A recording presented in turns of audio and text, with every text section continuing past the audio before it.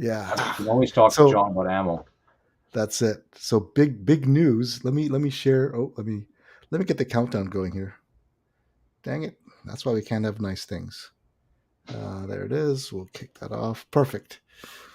So I upgraded my truck. I bought a used. So I have a 2005 Dodge Dakota. Yeah. That's the red thing that's been with me since the beginning Yes. of this. So today I picked up a 2005 Dodge Ram.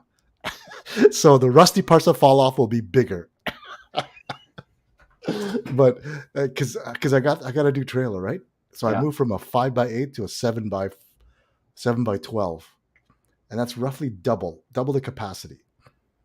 Just to, trust me, it's double the capacity. So I've been pulling it back and forth to Stittsville and Cornwall with my Dakota, Yeah. and it just sucks, man. It just can't do it. So I've been searching for the last couple of months on a good deal, and I found a good deal, and I picked it up today. So Diesel. it's a no. I wish those are hard to find in decent shape, or because I need Yeah. something that'll last me a few years at least. Hey, John, long time no see, buddy. Find her something that's easy to keep in decent shape, like you. Yeah, I know. I need something that thrives in benign neglect. So far, the Dodge Dakota's done well, and now I'm Yeah, diverting my attention to a 2005 Dodge Ram. yeah. So The Dakotas, like the era that yours is, those are a solid yeah, truck. they Can't were argue they that. were. Just doesn't have enough power to pull a 7x12 trailer filled Yeah. with steel Hmm. and all my gear.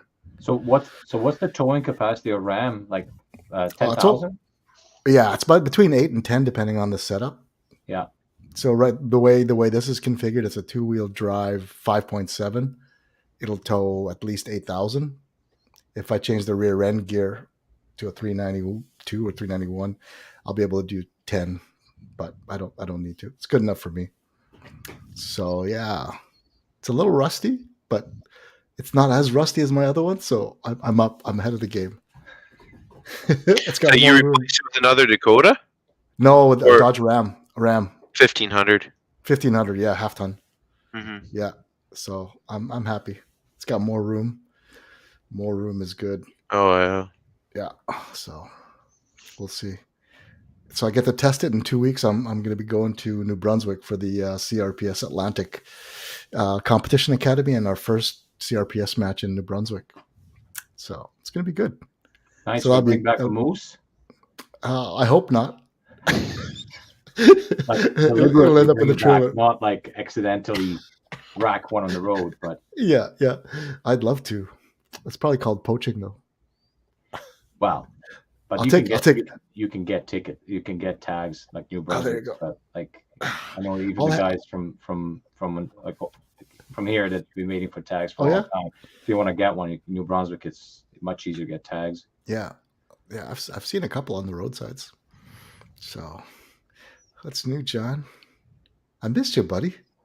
Yeah. I missed you. It's been ages. It feels like ages. It has actually. Yeah. 3 months.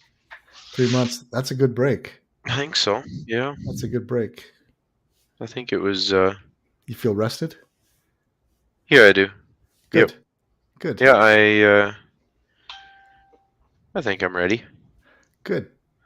I checked out for a couple of weeks over the holidays, like December, January. I just shut everything. I just couldn't mentally. I needed time for me. It was good. Yeah. I needed it. So no, for sure. You can only do so much, and then you'll end up going backwards. Yeah, that's it.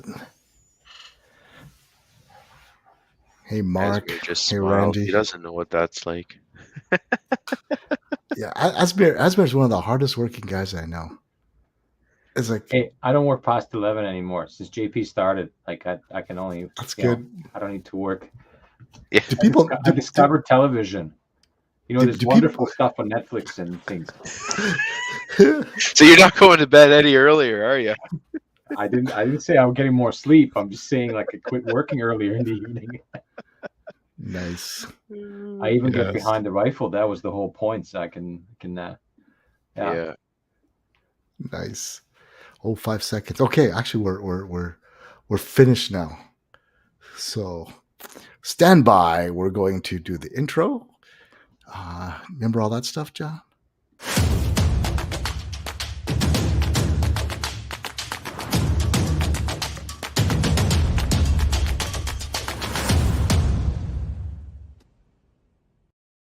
Hey, good evening, shooters. Episode 44 of the Rimfire Nation podcast, proudly brought to you by Asmir and Tesro. Thank you, Asmir.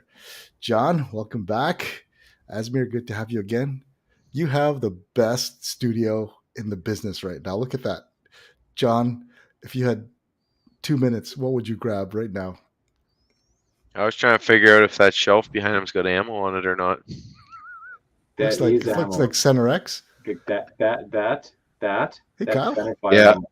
That's 260, and that's a 6.5 by 47 Lapua, and then 6.5 Swede, and 308, and then at the bottom is some hunting Lapua ammo, Creedmoor 223, bunch of good stuff. So thinking forward, you'd like be the best father-in-law ever. It's like, I'm just gonna go visit my father-in-law and just collect all that stuff. Hey, Kyle. Kyle Crouch joins us. How are you, buddy? Gentlemen. Let me be the first to say, nice rack. Thanks. That's a lot of ACC up there, buddy. Nice. The other direction in the garage gets kind of messy, so no worries. I'm Thanks for taking the time. Thanks for taking the time to join us. Yeah. Asmir is going to take us through what's new and noteworthy and what's on sale. What's the good deal, Asmir? What's the good deal? If you're looking for a 22 pistol, we got some Cadet MX, which is the made for Mexican domestic market, but somehow ended up in Canada, and it's cheaper than the regular Cadets, and you get extra mag. Nice. What's the list on that? What's the selling price? I think $619, I think. Now Nice. you're quizzing me. Oh, it's like you're the retailer. I think I paid $699 for the Cadet P9. Yeah, and we took them apart. They're same as the regular Cadet. I think what happened is they were made for Mexico domestic market, but they canceled the order, so I ended up here. Oh. And because he has MX on it, of course, it's always cheaper. They're same as the regular ones, just kind of made for they. I think they need to go through a proof test, so they have a empty brass with them. Okay. And, those are like killer deal right now. And like if you want to pick up a pistol, like a 22 pistol, it's a good deal, good shooter.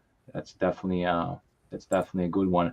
I don't have any deals on ammo because I don't have any ammo.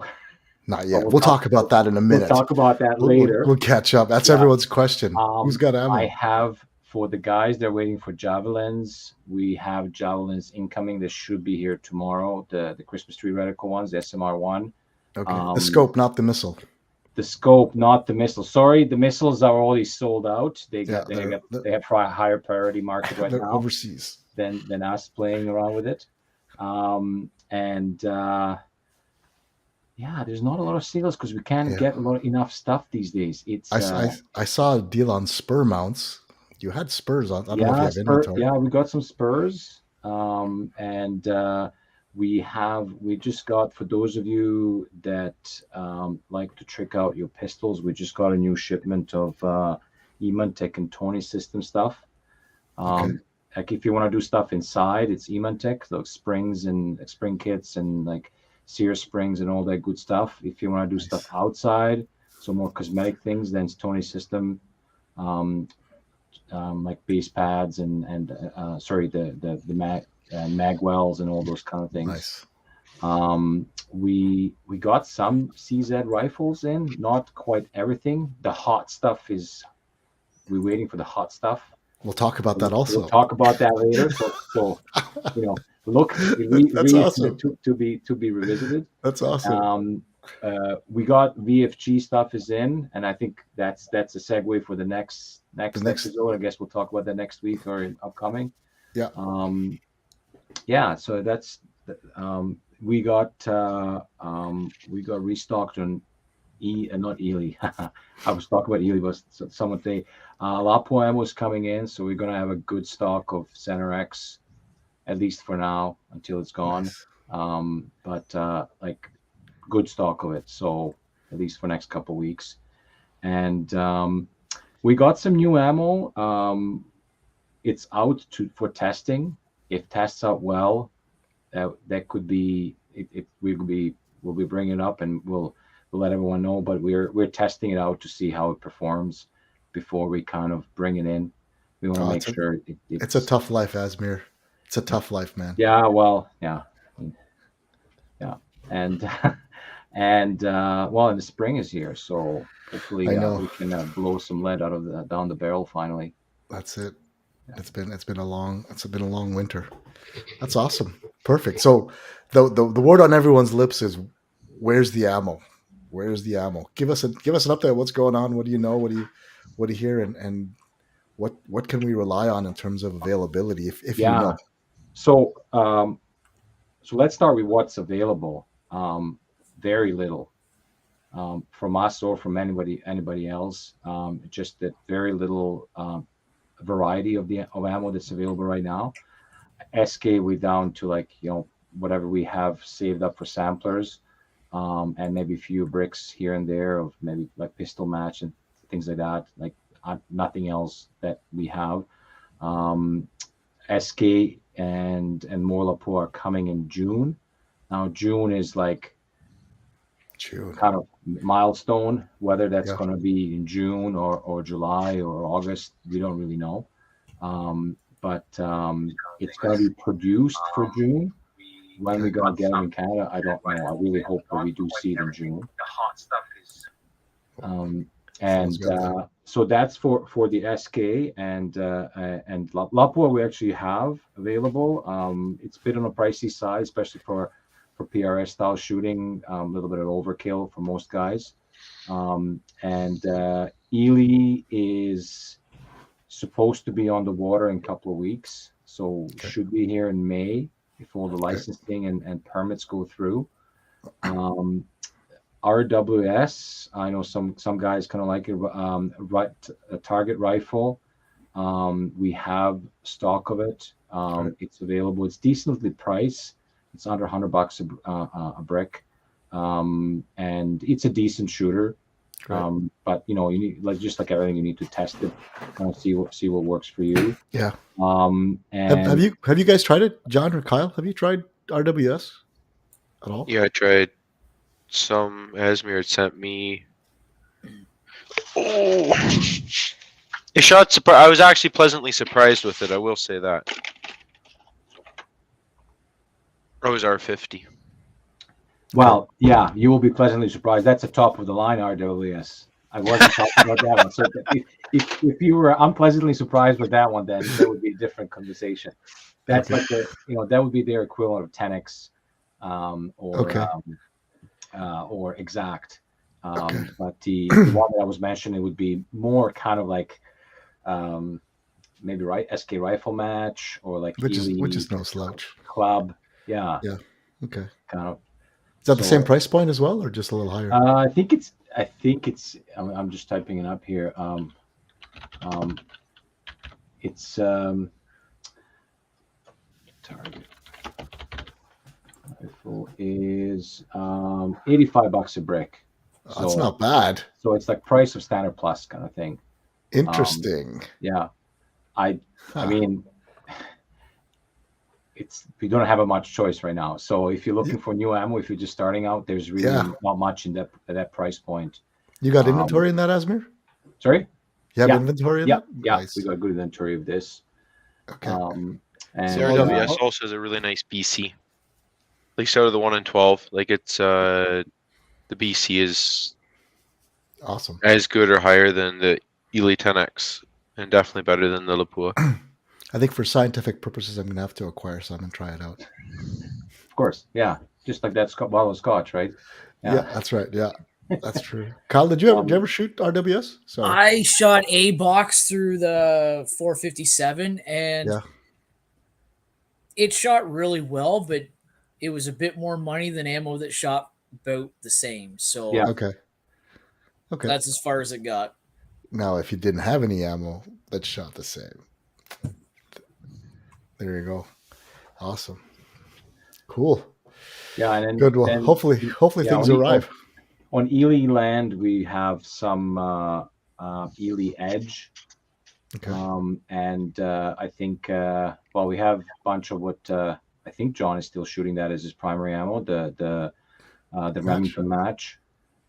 That is decently priced still. This is like it's last decade price, so it's nice. Nice. And once that runs out, then like the new Ely that comes in is probably going to be 15-20% more, just like everything else. Yeah, I mean that's kind of that on a small bore ammo front. There's some new stuff. There's a bunch of new companies are jumping on the bandwagon. The reason why I'm seeing that jumping on a bandwagon, not that it is a bandwagon, it's just because I believe that not all of them are making the special ammunition for longer range target shooting. I think they're rebranding things because there's only a couple of companies that are really dedicated to production of quality, purpose-suited 22 ammunition. So I'm not gonna say more about it, but there's a bunch of stuff out there that's marked as tac or tactical or this or that, and jury's out. We'll see how it performs, but I think they're trying to capitalize on the sport becoming more and more popular. But you guys kind of know what works. I mean, the proof is in the pudding, so we'll see. But the good thing is, if that proves to be worthy, then we'll have more choice of ammo, and it's going to be easier accessible, maybe even something that's a little bit cheaper, because nobody complains about cheap ammo that shoots well. So nope, they do not. Yeah. Awesome. Perfect. So you're figuring, you say that May, June, you'll see more Ely again. Yeah, so Ely sometime May-ish. Yeah, well, when we know more, you guys will know more. Yeah. We heard from Korth it was going to be mid-June available pickup, because I'm trying to coordinate my Western tour with my annual stop to Korth Group in Okotoks. Yeah, say hi to the guys, check out their indoor 100-yard range and their loopholed scope repair center. Pretty cool. I want to get some custom turrets, laser engraved per bullet per rifle. How cool would that be? You just dial the distance on your, like, plus maybe I'll get one for cold weather and one for hot weather. Will you have a right edge and a left edge on your windage? Oh yeah, maybe it's a little tiny mark. Yeah, that'd be cool. Yeah, you can get one for each range, so you can just slap on the turret and just open the case up, right? Just open the case. Where am I today? Oh, it's right. A cold cam loops. There we go. Boom. That's right. Grab that turret. Have a nice mahogany case. You open it up and pull out the right turret, and that's when you know things are going really well for Rick, when he's got that right. Anyway, so this is the ORPS episode, March. So we're getting into the rhythm. How was your shoot there, Kyle? You shot this March? You did. Yeah, I shot in Guelph. I did all right. It was cold and wet to start. Standard Outlaw. What gun did you shoot? I shot the Rimex, the fancy CRPS. The one you won. Yes, I bought a very expensive patch that came with a free action. So there you go. Got pretty lucky. It was the first time I shot that gun, so it was not the first time I shot the gun. First time I competed with the gun. I had probably 400 rounds through it at the time. Okay. So I did some stupid things. I'd like to say the sun was in my eyes, and it was an ammo issue, but it was a me issue. It's first match. Yeah, it's a first match. Did you shoot Did you shoot Palmerston with that rifle? Yes, I did. Okay. Yep. It was sunny there too, I guess. Yeah. Yeah. I mean, you're not wrong. There was it was muddy. The mud was everywhere. It distracted. That's all. So John went around watering the property beforehand just to get it nice and soppy. Just before I shot. That was awesome. So when did you start shooting ORPS? Did you shoot ORPS first or after CRPS? So I shot one of the very first matches that was at East Elgin, 3 or 4 years ago now. Okay. And then 2 summers ago, I started kind of across. I was shooting CRPS first, and then Outlaw came out, and I think I shot one of the first or second matches kind of locally here, and been around since. And so so for the guys who haven't shot both, what's your take on the different competition? Are they the same? Are they different? Or what's your impression? I like both, to be honest. One is CRPS is, I'm going to say, a lot more challenging, not just distance, but barricades, you name it, right? The CRPS would be something that is got a little bit more competition behind it. It's farther, it's faster pace. A lot of the time, the time limits are a little bit less. You got us moving on more barricades. The ORPS is a great, I would say, training tool and or way of introducing new people. It's not, I don't want to say it's not hard, because it's not challenging. It's not technically demanding, technically, right? It's a great course of fire that you can get new people involved in without them showing up and getting 4 points out of 50. Right. That's the hope anyway. Sometimes. So, yeah, I like Outlaw. It's not scary to come into. You can get new shooters interested pretty easily. It's known distances that people can shoot pretty easy to get set up. So nice. And John, did you shoot ORPS first or CRPS?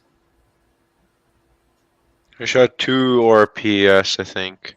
First, and then jumped into longer range? No, it was probably 3, because I shot my first CRPS was the very first match of the spring, and I had shot probably 3 ORPS. I shot a Guelph, and oh boy, maybe it was 4. I don't know. You shoot Warren Field? A long time ago.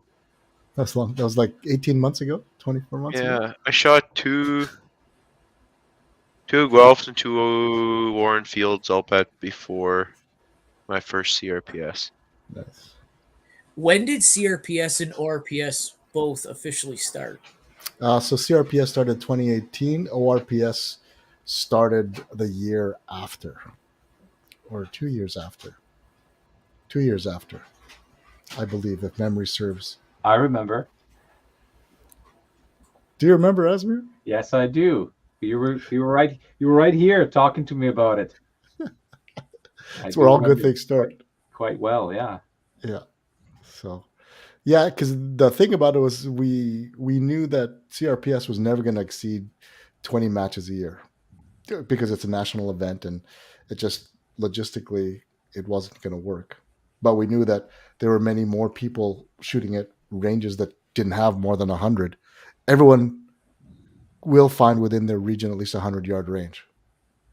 So we started thinking about how to make it easy for people, and the hardest part is administration for all of these in the course of fire. So we kind of took that out of play, and then all they had to do was show up, make sure it ran safe, and then make sure you enter the scores correctly, and then hand out prizes. So, and that's kind of what the whole goal was. And I think as of right now, we're up to 24 clubs across Canada registered to run ORPS events this year. Last month we only had eight clubs shooting. That's March. And so we the core months again are May to October. So that's when the series points starting. So with that club, I think that's a big deal. What's that? I think it's a big deal. It's your own club.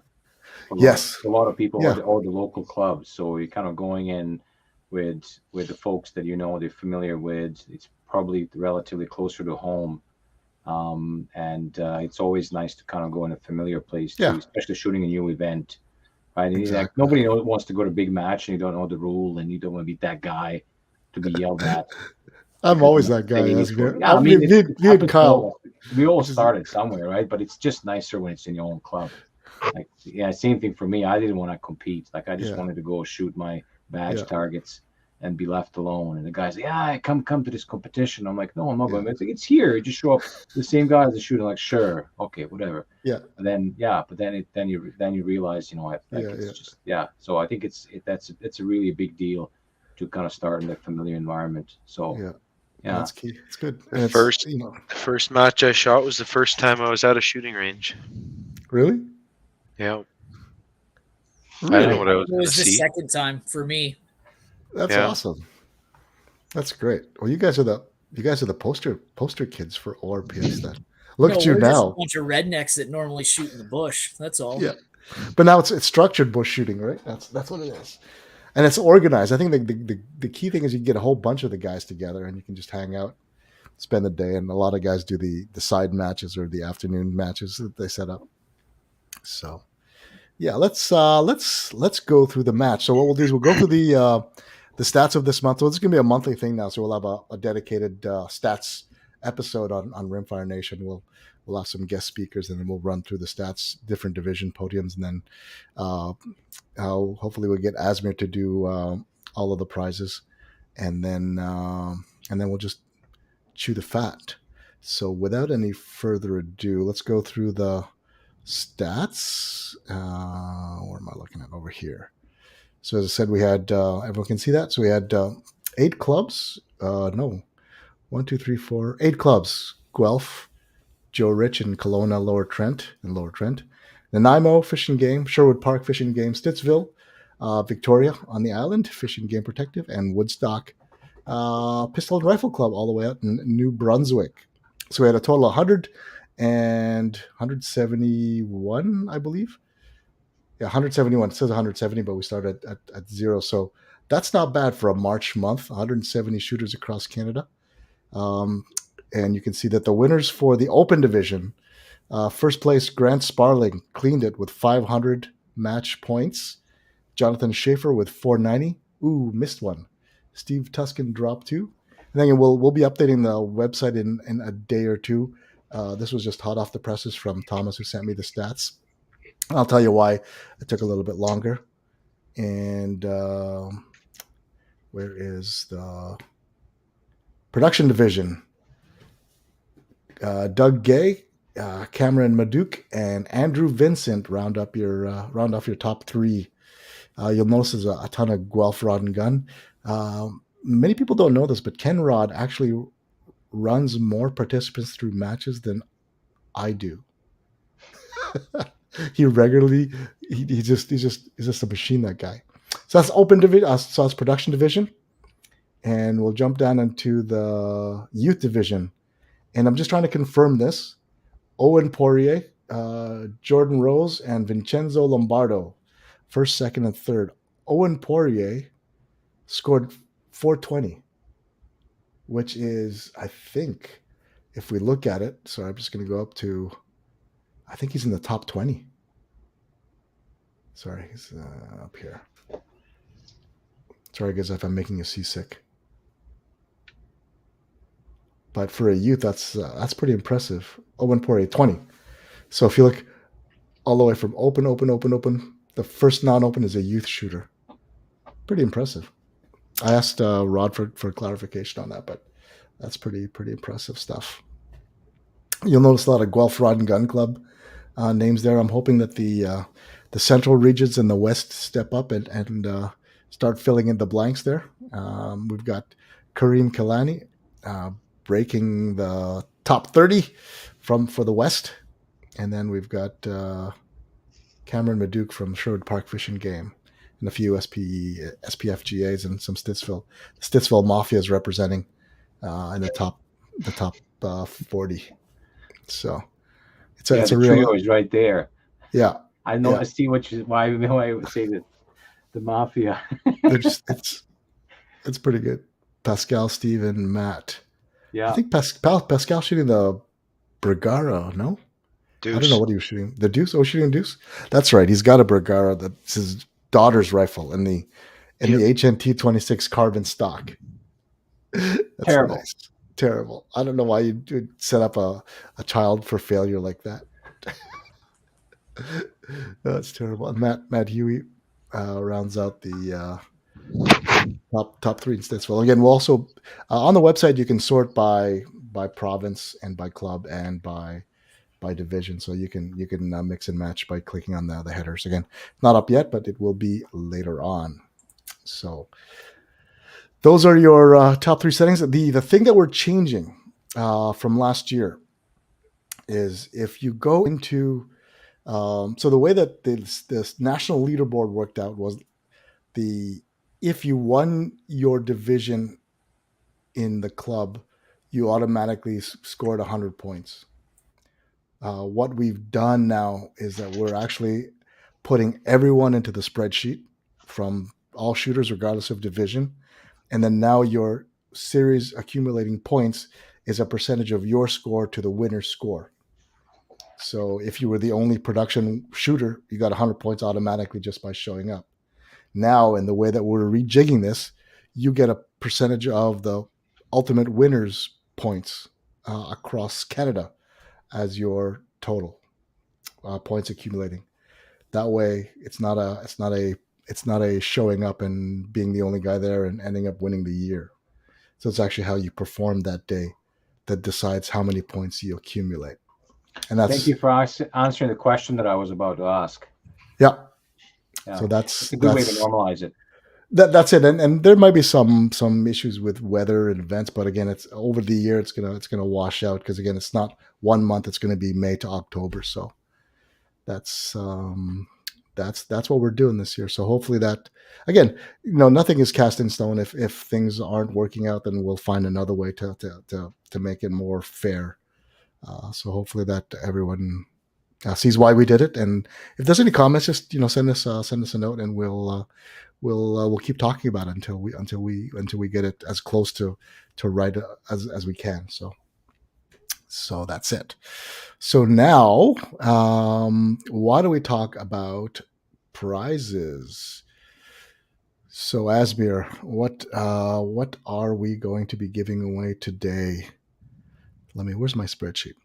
So I believe we have 171 names. We have 5 prizes to give out. I think the first one is the Loophole swag bag. So there's a very, very heavy Loophole feel to this podcast because Asmir told me that Loophole had provided all of the prizes except for one for this month of March. So this is the swag bag. So this next name we draw is going to be the winner of this swag bag. And what's in it, Asmir, so we can make everyone jealous? All right, so it's Leopold and Hornady. Okay, that's the traditional. It's not the dog you need to worry about. Hornady stop sign. Leopold mug. Nice. Is that what color is that? Wait, does it have a gold ring at the top? No, it doesn't. No, it doesn't. If it had a gold ring, I think JP would have confiscated it. Nice. Oh man. But it's quite nice. Oh, I should have kept that for myself. It looks like a giant primer. It's awesome. Is that right? Is military spec primer? Nice. That's a nice, perfect travel mug. It is. It's got nice. There's Hornady license plate frame. Nice. There's a Leopold T-shirt in here. Nice. What size is that? It's black with sort of a charcoal stealthy Leopold logo. I'm assuming on it. Medium. Medium. It's a lady small, Rick. It's right? Always the case, right? Yeah. Stickers, decals. What else is interesting here? A little bit of lead off. Oh, nice! The hydrogen sample of it. Those are cool. We got those in maple seed. Stickers that I'm seeing. I'm becoming a little bit jealous. I should have pre-screened these swag bags harder. Some Leopold Velcro patches, pens. Nice. That Wolf is ball. I should test if this wolf ball works on CZ's little Hornady bolt knob. maybe And awesome. yeah. And All right, so we have 171 shooters, and to keep it in sync with how the spreadsheet is, I'm going to start my random number at 0, but you can see it starts at 0 and then goes all the way to 170. So it's really 171 names, but our numbering starts at 0. So I will share my other screen. We'll get faster at this, guys. So bear with me for a second. So I've got from 0 to 170. I'm going to push generate. Push generate. 22. Ah, what a nice number. So now it is a good number. Now I got to, there's got to be a better way to do this. So now I go back to my screen and we go to 22. Maybe what we'll do is we'll draw all the names and then we'll, Damien Klish from Guelph. Damien, congratulations. You win the swag bag. So let me just make a note. So I'll send you the email address. We'll email you and then we'll get his address and we'll get that out to him. The next two are going to be Leupold hats. Hornady and Leupold. Oh, Hornady. Sorry, yeah. The Hornady hat actually is. Hang on one sec. That's a nice hat. So that's the next hat we're going to draw, and then the hat after that is going to be. Got that ready. That's a nice loop. Oh, that's pretty slick. I like the new swag there. I like the new swag that they're putting out this year. All right, so I'm going to draw two names here, two numbers. All right, so we'll generate number 6. So it's going to be from the top there. Number 6, and then generate again. Number 58, 6 and 58. So 58 wins the Leupold hat. And now we look for. Sorry, guys. I'm going to have to figure out a better way to do this. Can you Number 6. Can you split them on your screen? So you'd have both windows open. Maybe I'll share a screen instead of a window. So Yeah. Louis Van Wyck from Guelph Rod and Gun. You are the lucky winner of the Hornady hat. He comes from South Africa. Okay, Louis. Yeah.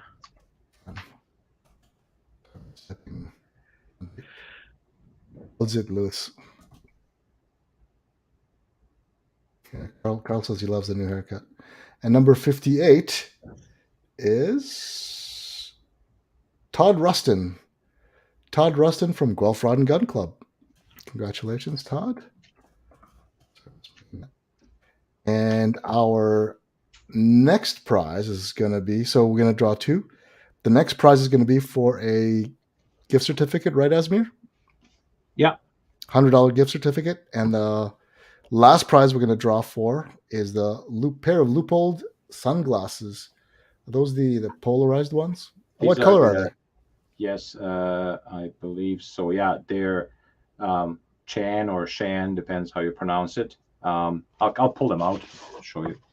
These are See if my they're as favorite. cool as Rick's. Well, they're my favorites. I actually bought another pair when I was at Extreme Range Outfitters last year. So I got the gold one. Now I got the brown polarized ones. These are pretty nice. Ooh. They sort of look good on Kyle. Grayish frame and nice. That's slick. Look like a reptile. I could see John rocking those. They're We'll call you the Iceman, John. There you go. Okay, so let's draw those 2 names. Kyle's muted. We can't hear you. Sorry, I was clicking my mouse. I'm disappointed they don't have a gold ring. Yeah, it's a valid point. You can talk to customer service. They're probably knockoff Leupold glasses. Yeah, loophole spelled with Loo. Loophole. All right, let's share. So we're gonna draw two numbers. Again, I'll get better at this. Okay, the winner of the $100 Tesro gift certificate, number 76. Number 76. So it's halfway there, and the winner of the loopholed reptile glasses, as John calls it, is number 85. Let's check that out.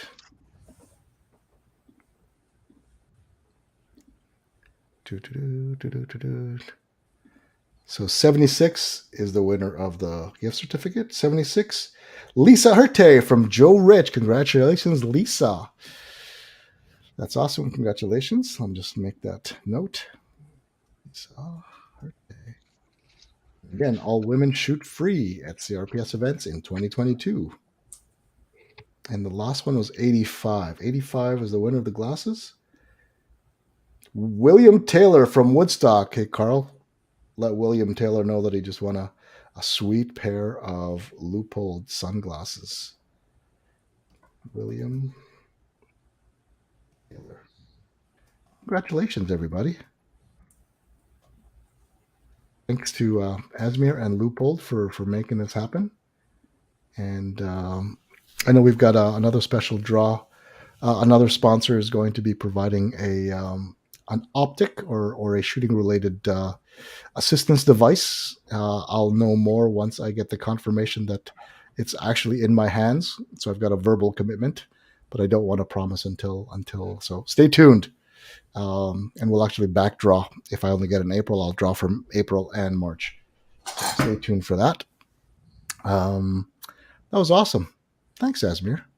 That's very nice of you to make this happen, and thank you for sponsoring the Outlaw Rimfire Precision Series. It's probably one of the most rewarding things that I've ever had the chance to work with, along with Project Maple Seed, in terms of getting more people out and about, and they're guaranteed out for at least one day a month, and usually they'll come out for another day of practice and just generally hanging out. And again, that's the community building that we'd hoped would happen when we started this, and so far it hasn't disappointed. Oh, look at all these great people I get to hang out with that I never would have met if I didn't get into it. And Kyle stood out when he had that M22 Milwaukee rifle set up. You know what the worst part about that is? I sold that to a gentleman, and then he went to win local club matches, and he sends me emails all the time like, "Want another one?" It's like, man, why you gotta rub it in that you're doing better than me with my own gun? You don't have a picture of that anywhere, do you?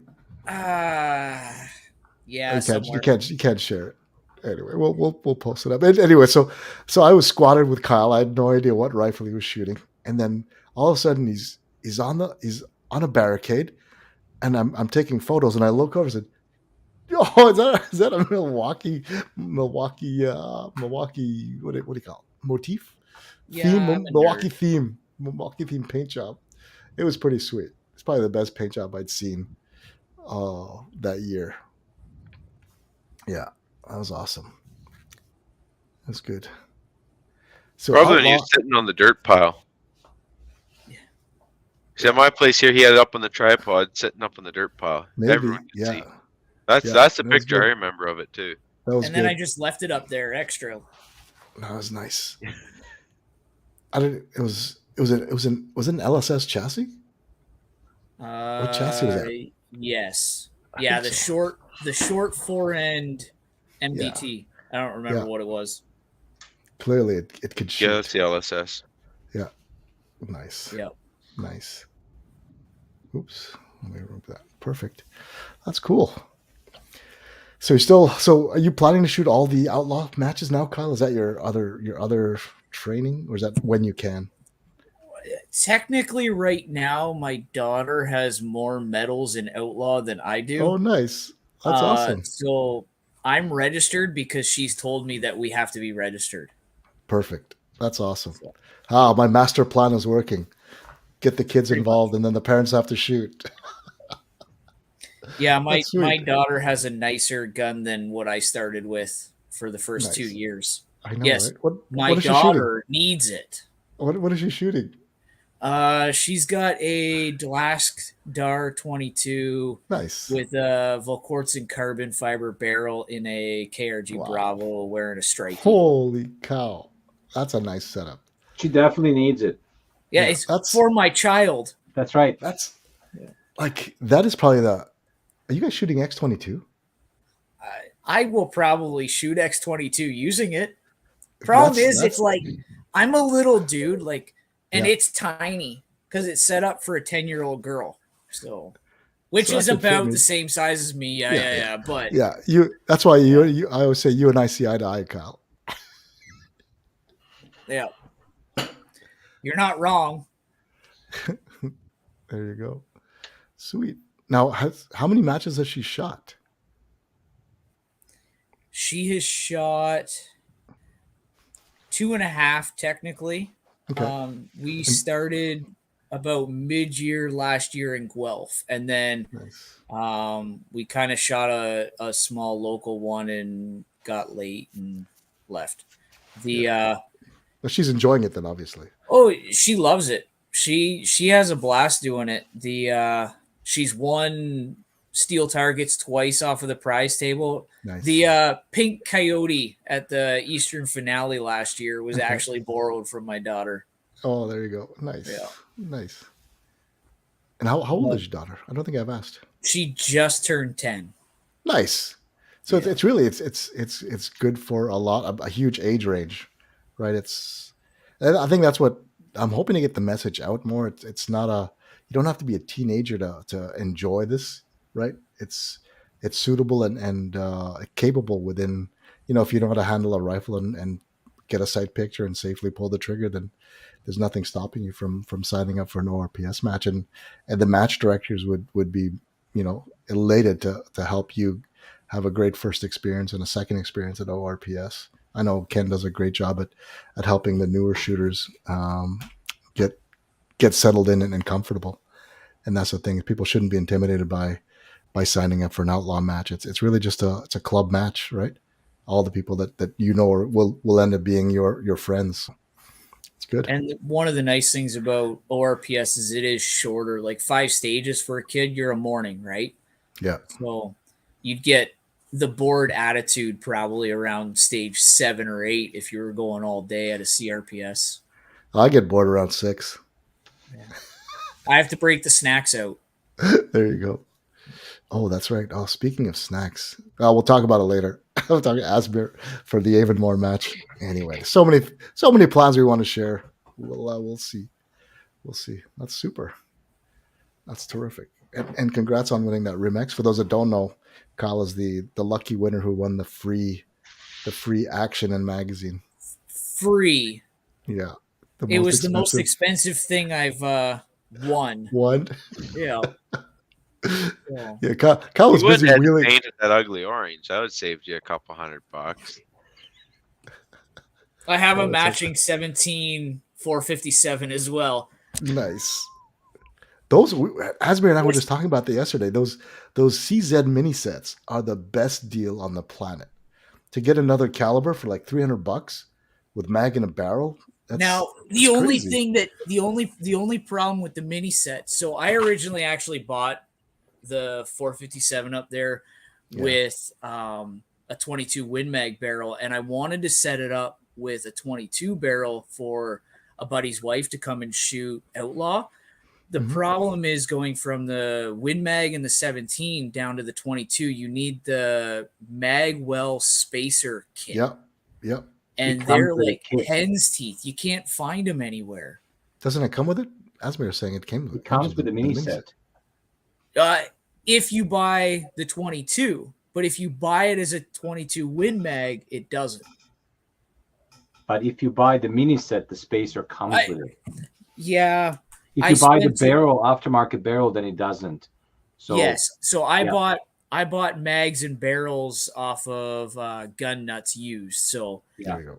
Trying to find the extra pieces after. So, But the nice thing is they're fairly repeatable. So you can actually like know your turret offsets, pull the 17 off, stick a 22 on, spin your turrets, and it's really close.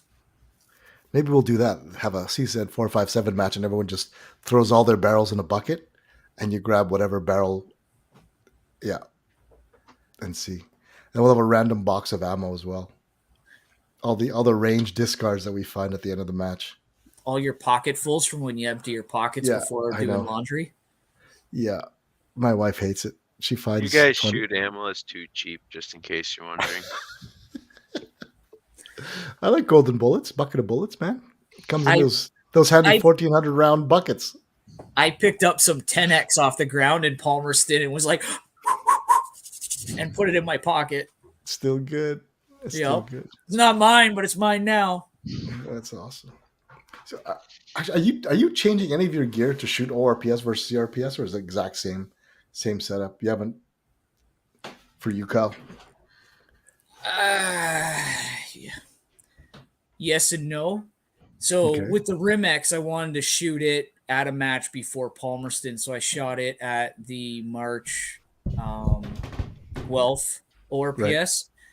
But at a couple ounces over 20 pounds because I got the full internal weight kit. It's got a really big IBI barrel on it.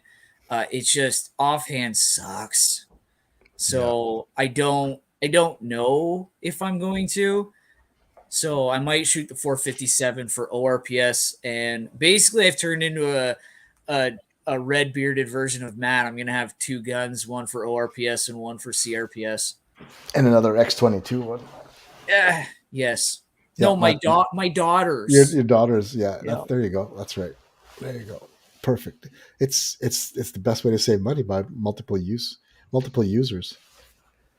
Nice. Yeah. John, you don't change your setup if you're shooting ORPS, do you? Same. Did you get that ZP5 parallax readjusted, or just let it through? They can do it, but then I lose distance, so it's not worth it. Oh, yeah.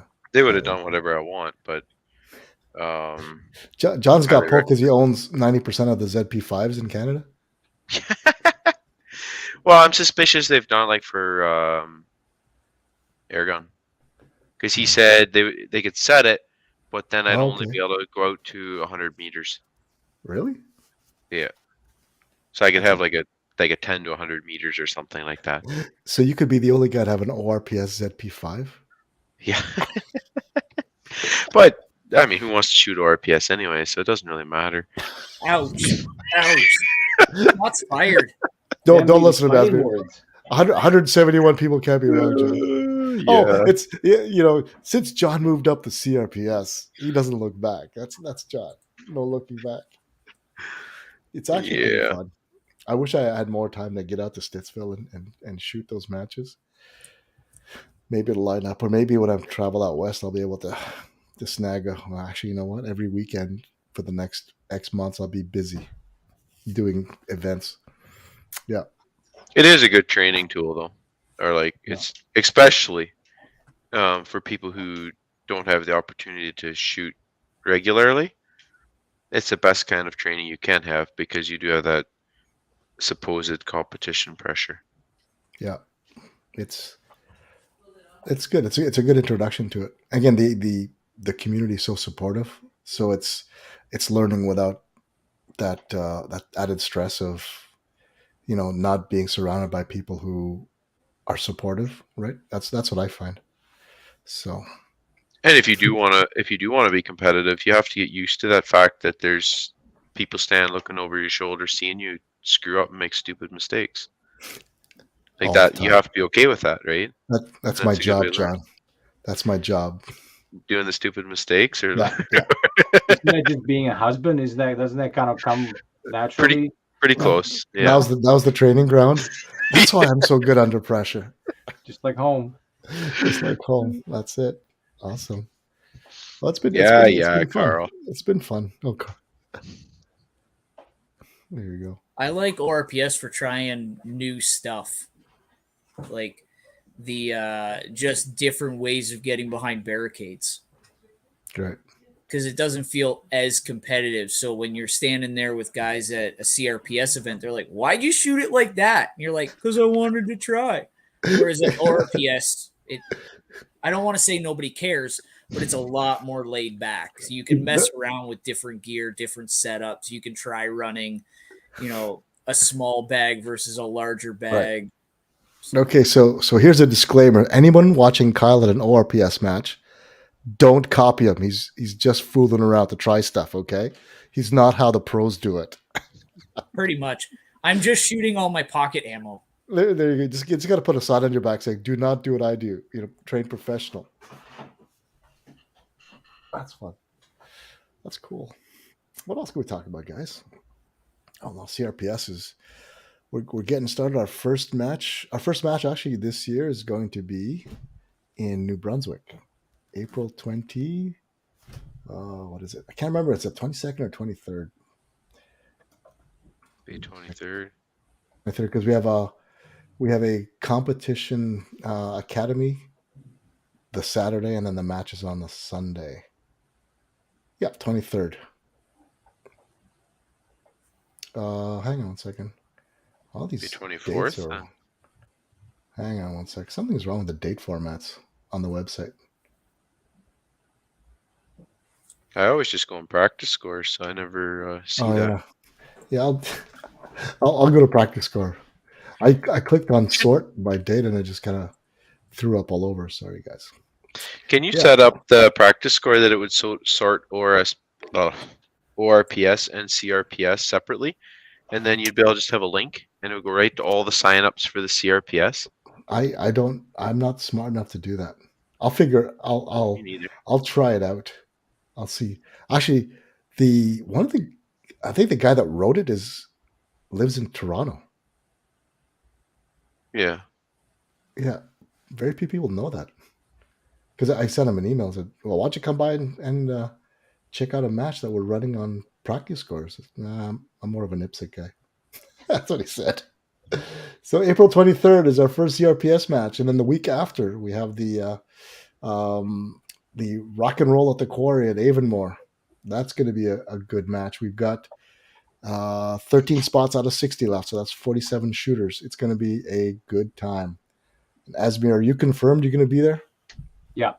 So Asmir is going to be there with his gear, so you can try out all the sexy swag and optics and various things. You're going to bring the eyeglass case, all the Wiley X's, pretty sweet. And I think we're getting another vendor potentially coming. It's the Eastern Ontario Sporting EOSI.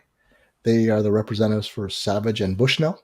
So they'll have all of the demo stuff that you need. So if you haven't seen Bushnell scopes in a while, this is your chance to see it. So, yeah. Are they a store or are they a rep? They're a rep. They're a rep. Okay. Yeah. So they'll have all the demo goodies and a couple of other things that they represent. So it's good. It's good. And, yeah. And you forgot, or you're forgetting? What am I forgetting? So we're gonna try to provide hot lunches. Oh yes, if we can get organized. So I didn't want to commit in case you weren't organized. We'll commit. I mean, but here it is. Here it is now. Asmir is committing, so you can't let 47 people down, Asmir. Yeah, if I have 4,700 hungry people with rifles, I'm screwed. I'm just not gonna show up. If you run out of food, just bring some ammo. Yeah. How about I don't have any more sausages. How about box of Center X? Oh, okay. Oh, sorry. Yeah, so we just need to figure out logistics. As long as we can bring stuff out there, we're hoping to bring out a barbecue, and have some hot lunches, nice, and snacks. You gonna come with me, Kyle? We'll go out there. And, possibly. What's the date again? The 30th. The 30th of May? April. That's like right after the beginning of turkey season, man. I don't know. So bring a turkey. We'll cook it up. Yeah. For two. That's fair. It's only one day, man. It's going to be good. So Travis is the MD for that one, and he's asked for my hardest, smallest animal targets. So it's going to be fun. The Govers are coming back. So very forgiving on the elevation, zero tolerance on windage errors. Those But, We stupid know all about gophers there, Rick. You don't have to tell us. you guys went to the There's Palmerston. 70 shooters in Southern Ontario that have a really good idea. I heard about that stage. Well, Stage? it's like every stage had a gopher. Every in it. stage had a gopher? Nice. And if they weren't out there, you could at least see them while you were shooting that stage. Oh, well, it is the Varmint Slayer match, right? Out to 150 yards, we had gophers. Nice. Well, they like. I was happy for my IBI TV? 1 in 12 twist. There you go. Nice. Yeah, we have rubber ducks this year. Not rubber ducks, but steel rubber ducks in various sizes. We'll be shooting rubber ducks out to 250. I don't know if I want to. So I was by Mr. Tischler's house this afternoon just before I came here in his like man cave out back, and he was working on some targets. Yeah. And I snapped a couple pictures. Oh, nice Sasquatch. Yeah.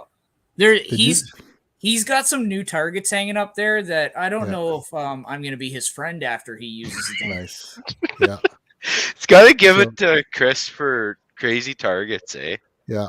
Chris is co-MDing the East Elgin match. So he's coming up with several of the stages. And he sent me a picture of a wooden horse. I'm not sure if we're shooting from within it or on top of it. I don't even know if it's going to be in the match, but he said, how about this? I said, okay. I can't wait. So that's going to be good. Yeah, and his props too. Yeah. I was very close to sitting on that horse today, Rick. His prop game is on point, man. There's no way I can keep up with that kind of, like the helicopter. How are you going to beat the helicopter? Right? That is the epic, the prop to end all. That should go in the Hall of Fame, man. Right? Take all these props, put them in the Hall of Fame. It may or may not have had a few screws come loose when we dragged it back over to the bush line after that match. It served its purpose. It's been gracefully retired. Will it fit in your new trailer? No. I was redoing the trailer because I've got to carry so much stuff. It's all the, because we're supporting like 5 different events on this trip, right? So we have Discovery Days, we have the Competition Academy, we have CRPS X22, Sniper Series, and King of 0.22 miles. And I don't think I'm missing any. And I'm also doing Maple Seeds across Western Canada. So it's going to be interesting. When are we getting a King of 0.22 in Ontario? I need to find a venue. So that's been I had a couple of ones I was working on, but I haven't been able to get the official okie dokie on it. So I'm How still far working. is officially 0.22 of a mile? 350 yards. Oh. But we'll try and go to 600 at least. So starting point, you'll start at 300, then you'll go to 350. And we also have so there'll be the large steel size from like 20 inches all the way to 48-inch squares. But there'll also be the 12-inch ELR. So it's double. It's 2 matches in one, really. So if you don't have enough, not everyone's got elevation to go to 600, right? Right, either cant or turret. So we've got the smaller version, which is 12-inch, full 12 inches all the way out to as far as you can go. Probably we'll put it out to 350, and we'll see if anybody can hit 350. You got to go 3 for 3. So it's sudden death, basically. We haven't figured out if we're doing sighters between each one yet or not, but definitely the format's going to be, there's the 12-inch square ELR, then there'll be the long range, extreme, extra long range, which goes all the way out. And there'll be some steel to play with down the side as part of a fun shoot day. So that'll be a fun format. So we're looking at least 600 yards. If anyone's got space for 600 yards, we have everything we need to set up that match, multiple matches. There's going to be like a play field, then there's the 12 by 12s, then there's the full size steel match. So it's like 2 matches in one. Plus, if you just want to play in the playground of long range steel, you can just come out for the day. Right? You can try out some really cool rifles. All of a sudden, those 35 magnification power doesn't seem enough. So that's what the Apex rival. Was it 4 to 35? 32. 32. The Loophole's got the 7 to 35, which is We're interesting. like 5 more sleeps, and my Apex should be shipping to me. That's going to be interesting. I'm waiting to hear. I think everyone is waiting for that. John, did you order an Apex? No, No. you're good. I got several scopes, so don't need any more right now. You got all you need. Oh, Kareem wants to know how your match went after your hibernation. You big bear of a shooter, you. Depends how you want to rate it, I guess. Did you have a good match? I did. I was very tired. Yeah. So Friday night I got home. I put the scope on the rifle because my ZP5 had to go for some work. It had a failure, fogged up. So I had to put a different scope on it. So I threw a scope on Friday night. I sighted it in, and we shot a match on Saturday. Nice. Cold. And it was cold, but it was cold all week. So so observations, 3 months, no practice, no positional, no dry fire, no visualization, no absolutely nothing. Because I wanted to know what happens, where are the problems going to show up, what's going to go first, or whatever. Right. Nice. The shooting was Want to not know it. what happens? You still beat me. Well, what do you expect, Kyle? It was the finding targets was slow. The Yeah. wind calls were not like I dropped a lot of first 1 or 2 shots per stage getting wind sorted. And I timed out on 3 stages with 2 shots to go. But the actual positions dead solid. It totally natural. Like I didn't have to think about that. That was still subconscious. And the other thing that I found very interesting, because I had no practice in my mind, I had nothing else. This was just come out and see what happens. I could shoot a stage and think about the vehicle that drove by on the road. It was like my brain's over here and this is me shooting. And if something would come up, let's say I missed because of wind, right? And my brain would be going, okay, I wonder what happened out there. I think the wind is higher than I figured, but I would still be doing the process of moving to the next position without thinking. And then I'd get back to my brain would say, okay, I'm going to hold 1.2 mils, and I would just shoot. So it was a very good experiment for me to do, and a very interesting, like somebody else who is heavy on the mental game. It's like an out-of-body experience. Right. But anyway, so much for Shooter that. autopilot. I placed 11th with 80 points. Grant Sparling got 92 out of 105.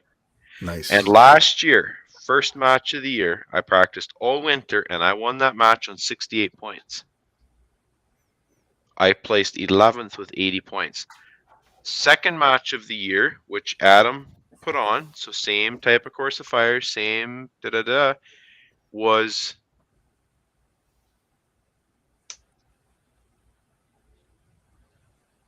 I think it was one with 80 points. I'd have to look again. But like our level of shooters has gotten way better. Yeah, there is no downtime anymore. Here, exactly. There, So if you want to push that upper, we'll say top 10, you got to work for it. So don't fool yourself. Like if you're placing top 20 and you're not practicing, be happy, right? Don't expect you should place top 10 with no practice. Because last season I was 3rd overall, I believe, or 4th, 3rd. Shoot, I don't remember. I think I was 3rd. Yeah, I was 3rd overall in the NRS, and I dropped to 11th with no practice. So there you go. Onward and upward, John. Now we're gonna practice. Well, Now we're gonna practice. someday I'm going to. Maybe like you just hit that point of this is where your life shooting balance ends up. You know, it's kind of like where I am. It's like matches are my practice. Really, that's no, it's no. no. I got a little Okay. bit of ammo to shoot yet. Asmir's true. getting more in. Start Just some for you. testing. Buy another case for next year.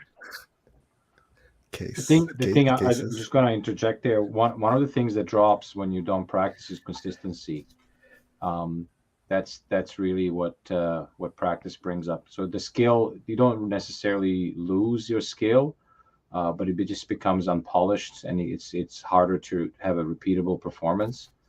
And if you don't, when you learn how to shoot, you learn how to shoot, and like you can shoot 1 or 2 shots, but practice really kind of irons out those little kinks and allows you to have more consistent performance.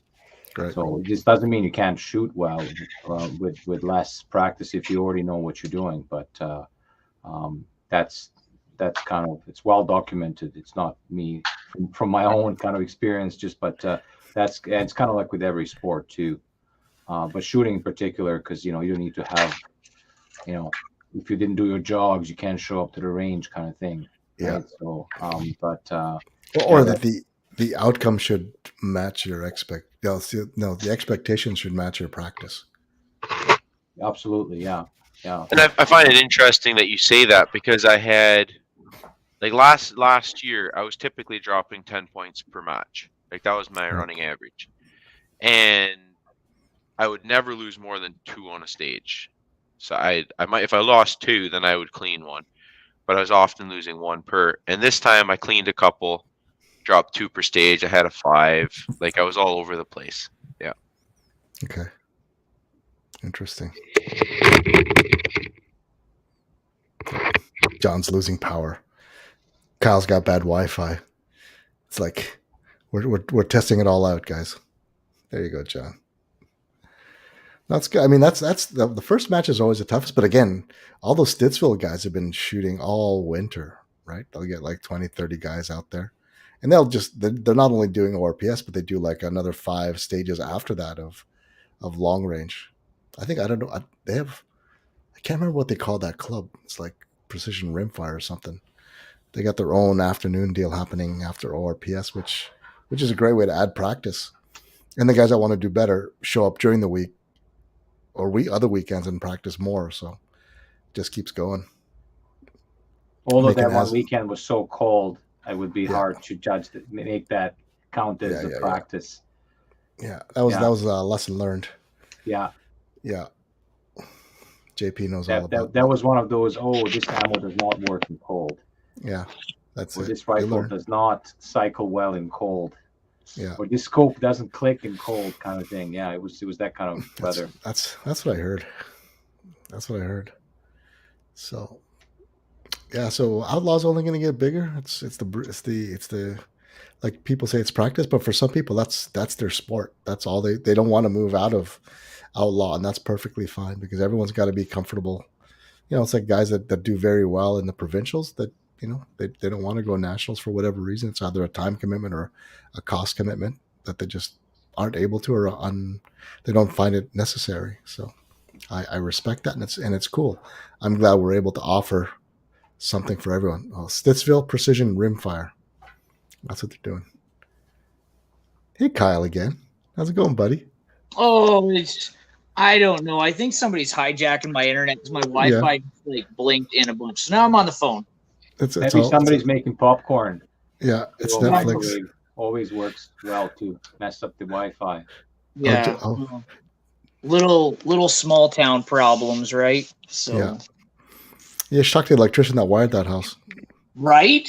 I know, right? Actually, the scary thing is it was my grandfather who worked for the utility, and my second floor actually was wired with orange extension cord when I moved in. Nice. Yeah. It works. Cool. Just because, look, just as long as it works, buddy. Hey, it turns on. Not all the time, but sometimes. So Jeff has just discovered ORPS and CRPS. What would you guys recommend as a first 22 setup? Let's start with you, Kyle. What's your recommendation? Starter. So budget friendly. If you're wanting to get in, I would say like a Mark II heavy barrel with like a Diamondback. If you've got a little bit of money and you want to push the envelope and stay in production, like a 457 synthetic with a Venom is probably what the most you can spend and still be production. it's a pretty good setup. You can't beat that. I started with a Mark II, and to be honest with you, they shoot better than they should for the price that they are. Yep, I agree. That's a pretty good setup. Like after that, you're over $1,000 for the rifle. I like the 457 because it's pretty modular. You can swap it out down the road, right? You can pull your pencil barrel off and stick an MTR barrel on it. You can find a lot of used parts online for the 457s. Oh, speaking of which, we talked about this. I just want to share this picture. We talked about this, Asmir. Yes, we did. Yes, we did. Double segue for it. Where's the picture of it? Oh, there we go. Okay, here we go. So speaking of CZ 457s, there's a new hotness in terms of the 457. It's the 457 LRP in black, which is awesome. So this is like at the top end of and most people would never need to do anything after that. And if you wanted to, you could swap the chassis, but everything else is ready to go into open. So that would be like, yeah. And there's one in LSS. So same thing, but in LSS. So those are good. I mean, the Tika T1X is also the other one that's in the production, either 457 or Tika. The only thing that, because I've shot both and I've converted both into open, the Tika just had some feeding issues depending on what chassis you put it into. If you weren't aware of what the issues were, that some adjustments had to be made. Some people got them to run reliably without fail, but just be aware. John, what would your recommendation be for a new first 22 setup? Depends who you are. And what's the... I hate those questions because my brain goes in too many different directions. So, as a guy that just wants to stay in ORPS, right? If you're just going to be an ORPS guy and I'm not going to go into CRPS longer ranges. I just want to do my once a month shoot, maybe practice during the week with some buddies, right? The guy I think of is Nathaniel Postma. Yeah. He has several hobbies. One of them is shooting. He does. So he has his, I think he's still running a Savage Mark II. Yeah. He has shot that for right from the start, I believe. Yeah. Yeah. And he now has that in MDT, well, the Orcs by MDT chassis. Yeah. So he's upgraded a little bit, but it's very important to him. It's cost effective. He goes out, he has fun. He's not looking to be super competitive. Yeah. Having fun is a big thing on a reasonable budget. So I think of that one for sure. Yeah. And then, like Kyle mentioned, there is the 457, which is a wee bit more money. And that's going to let you definitely... your limits are only slightly behind custom then. Yeah. So if you're the kind of guy that loves tinkering and you put money into what you're doing, then definitely go 457. Yeah. Are there as many options for the T1X as there are for the 457 in terms of just accept no way?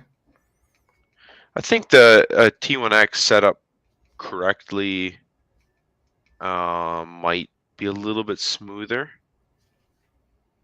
It's arguable. But there's too many people that they're a little bit more like a custom action. If you want to throw it in this chassis or that, you got to tweak things to make it work. Yeah. Whereas a 457, it just works. Well, Yeah. generally speaking. I Yeah. think They it have also their weaknesses too. it also depends on what you're using this sport for, right? Like my background, I'm a hunter first. So coming into sport shooting, I was kind of hoping to up my game on that end. So if you're a center fire shooter and let's say you have a T3X, then Yeah. a T1X would make sense because now you got a baby brother trainer, right? Yeah. Like what's also impressed me is so Savage is sponsoring the Rimfire Nation Discovery Days, where we bring out all Savage rifles and let people just try their hand at all the different events that CRPS offers. The B-22s, I've never shot a B-22. It's got one of the rotary mags, and there's many levels of the B-22 from a synthetic wood all the way up to the MDT aluminum chassis. So that's another option if guys are following that Savage food chain. That there's the B-22s in mild or wilder versions, be around $1,000. And the other fun one I'm playing around with is Savage 64 Precision, which is the old Savage 64 with a pot metal mag stuck in a polymer MDT chassis. So right now it's got a Vortex Razor on it, and I'm having a ton of fun with that rifle. I haven't done any benchmarking yet, but it's a hoot for $400. It's yeah. I'll post some targets once I get some proper range time when I hit the road. I'll have days on the range just waiting to be used up. So that's another Did one to you look just at. say you were running a razor on that? Yeah. So I have one qualm with the razor, What's and that? like I have one on the new Rimex shooting ORPS. The razor, well, the Gen 2s, I'm not a fancy third gener yet. They only go down to 32-yard parallax. So when you get that tiny little quarter-inch ORPS kill rack at 25 yards, The smart ass answer is, hey, we always put it at 50. yeah, Yeah. No, it's Well, yeah. for me, it's actually easier to hit at 50 because that's where I Yeah. parallax. I get Yeah. parallax I like mean, 35, if 40. if you can drop down the magnification, it'll be sharper. It's less noticeable. So, yeah, but but it feels so good to zoom like right in and look at it, right? You can see your I misses way understand. better. I understand. Well, you got to work, when you're Mrs. limping Kyle? when Yeah. you're limping along with a razor, you gotta sometimes just gotta put up with it. No, it's all good. It's all So good, I actually man. didn't realize the Savage made a synthetic one. And I mean, I'm not a synthetic fan coming from the Ruger, but it is interesting that they have one to compete with the Ruger polymer Yeah, chassis. yeah. And there's the A22 also for the X22 side of things. So it shot everything we put through it. Now we're gonna get so the rifles at the Discovery Days, they are in use 100% of the time, right? If someone's not Great. shooting it, the guy beside him is loading up the mag to get behind it. So we probably put through over 3,000, 4,000 rounds a day in total. So over 8-10 rifles. So it's gonna put the test on there, and Rick's not gonna clean them until they start to fail. And even then, who's actually going to clean them? Rick, I think Matt wants to do a review on them, so he's gonna clean them. Right, Matt? Yeah. So the So B-22, Precision Light, that with a carbon. that's different. Yeah, That's the carbon fiber barrel. Yeah, you notice the barrel design on that? You seen that Yeah. before? Yeah, I have actually, yeah. Yeah, we were supposed to get one, but I don't know if they're in production yet. But I was just trying to figure out where the polymer starts and stops. Like those, it's just the 64 Precision. That's the polymer. It's only just to stay within that price range. Otherwise, you'd have to add a few $100 more to it, right? Because that'd be a fairly light rifle with a pistol grip. Yes, exactly. 16-inch barrel. Yeah, it could be an X22 contender. Yeah. Yeah, we're getting some 1 to 10 Athlon Aries scopes with a decent reticle. So we'll probably put that on that and try it out in X22. The cool part is if you shoot that rifle in X22, you're in the Outlaw division, and there's only like 2 or 3 guys that shoot Outlaw. Guaranteed medal. But what do you say about why would it be Outlaw? Because it doesn't run a 1022 mag. So the way the X22 it's based on using arguably the most common semi-auto rimfire rifle out there, which is the Ruger 1022. So stock is a Ruger 1022. Open is a modified Ruger 1022. Unlimited is anything that's not Ruger that runs a 1022 mag, right? And Outlaw is everybody else is the easiest way. So the first question is, does it take a 1022 magazine? If the answer is no, then you're an Outlaw. And then you start slicing from there. So the last X22 match, we had a Tika, a CZ, and a Savage B22 Precision. Do they have to be semi or does bolt? Can you use Doesn't bolt? matter. Okay. You only lose on the speed stages, right? That's the only place you give it up, where you're probably double or triple the times of the guys. We'll find out because Kareem Kilani is going to be shooting X22 with his Fortner, right, Kareem? I think I saw his registration come in, so that'll be interesting. That'll be the deciding game if he's got the right optics to see how fast you can run bolt and how much time you'll give up. Yeah, well, I'm already busy enough shooting the other matches, so forget that. I know John only does one sport, and it's whatever he's shooting right now. That's John. And I respect that, John. I do one hobby, do it right. Oh, you go all the way. You're in. You're in.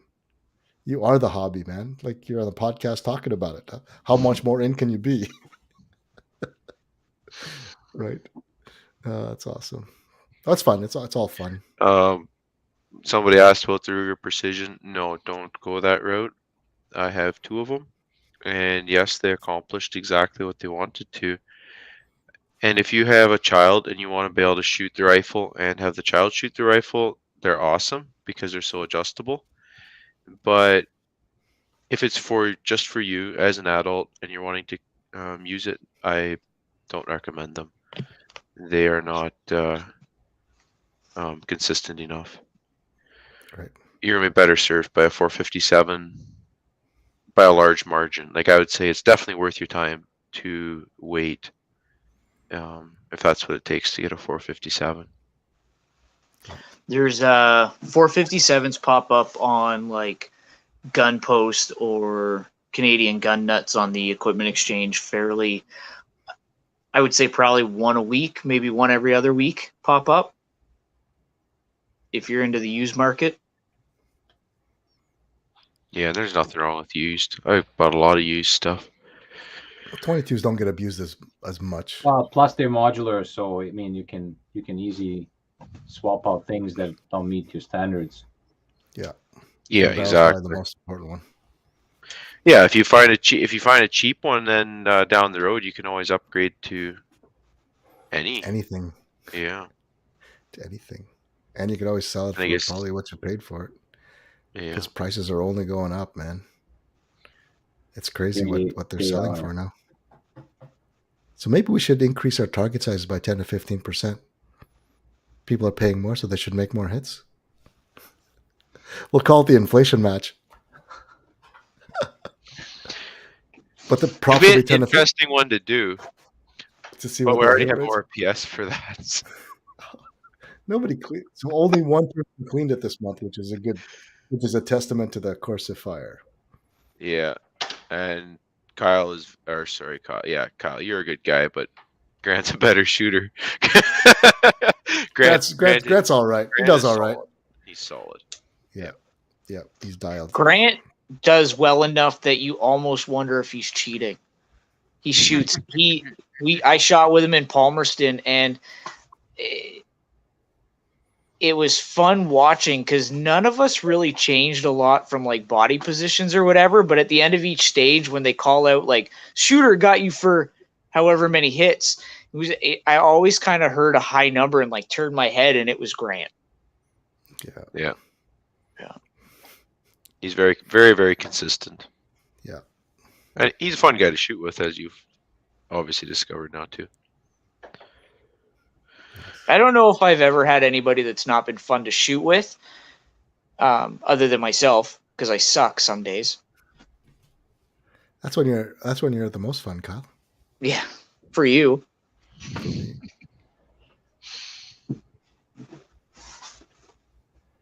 What do you want next, Kyle? Oh, gear. What do I want? Gear. Carl Porter's asking, what's on your want list for gear?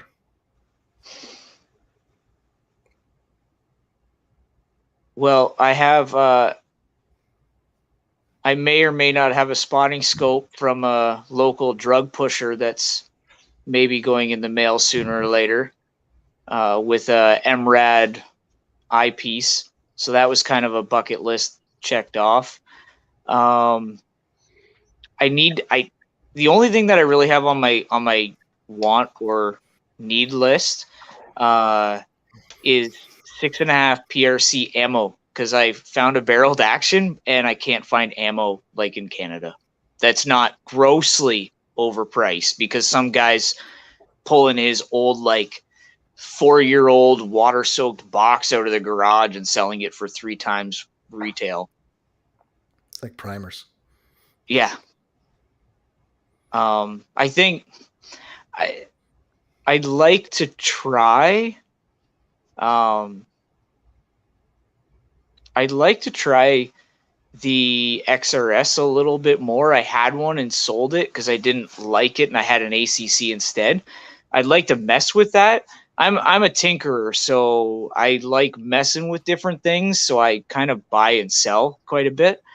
But I don't think I have anything that's really on a want list. I got my Rimex put together, and hopefully in the next week I've got my Apex coming. And outside of that, I've kind of already spent this year's and some of next year's gun money.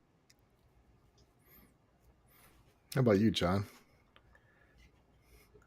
You got anything? Well, I think I'm at the same place. Like, I have all the gear that I need, and then some.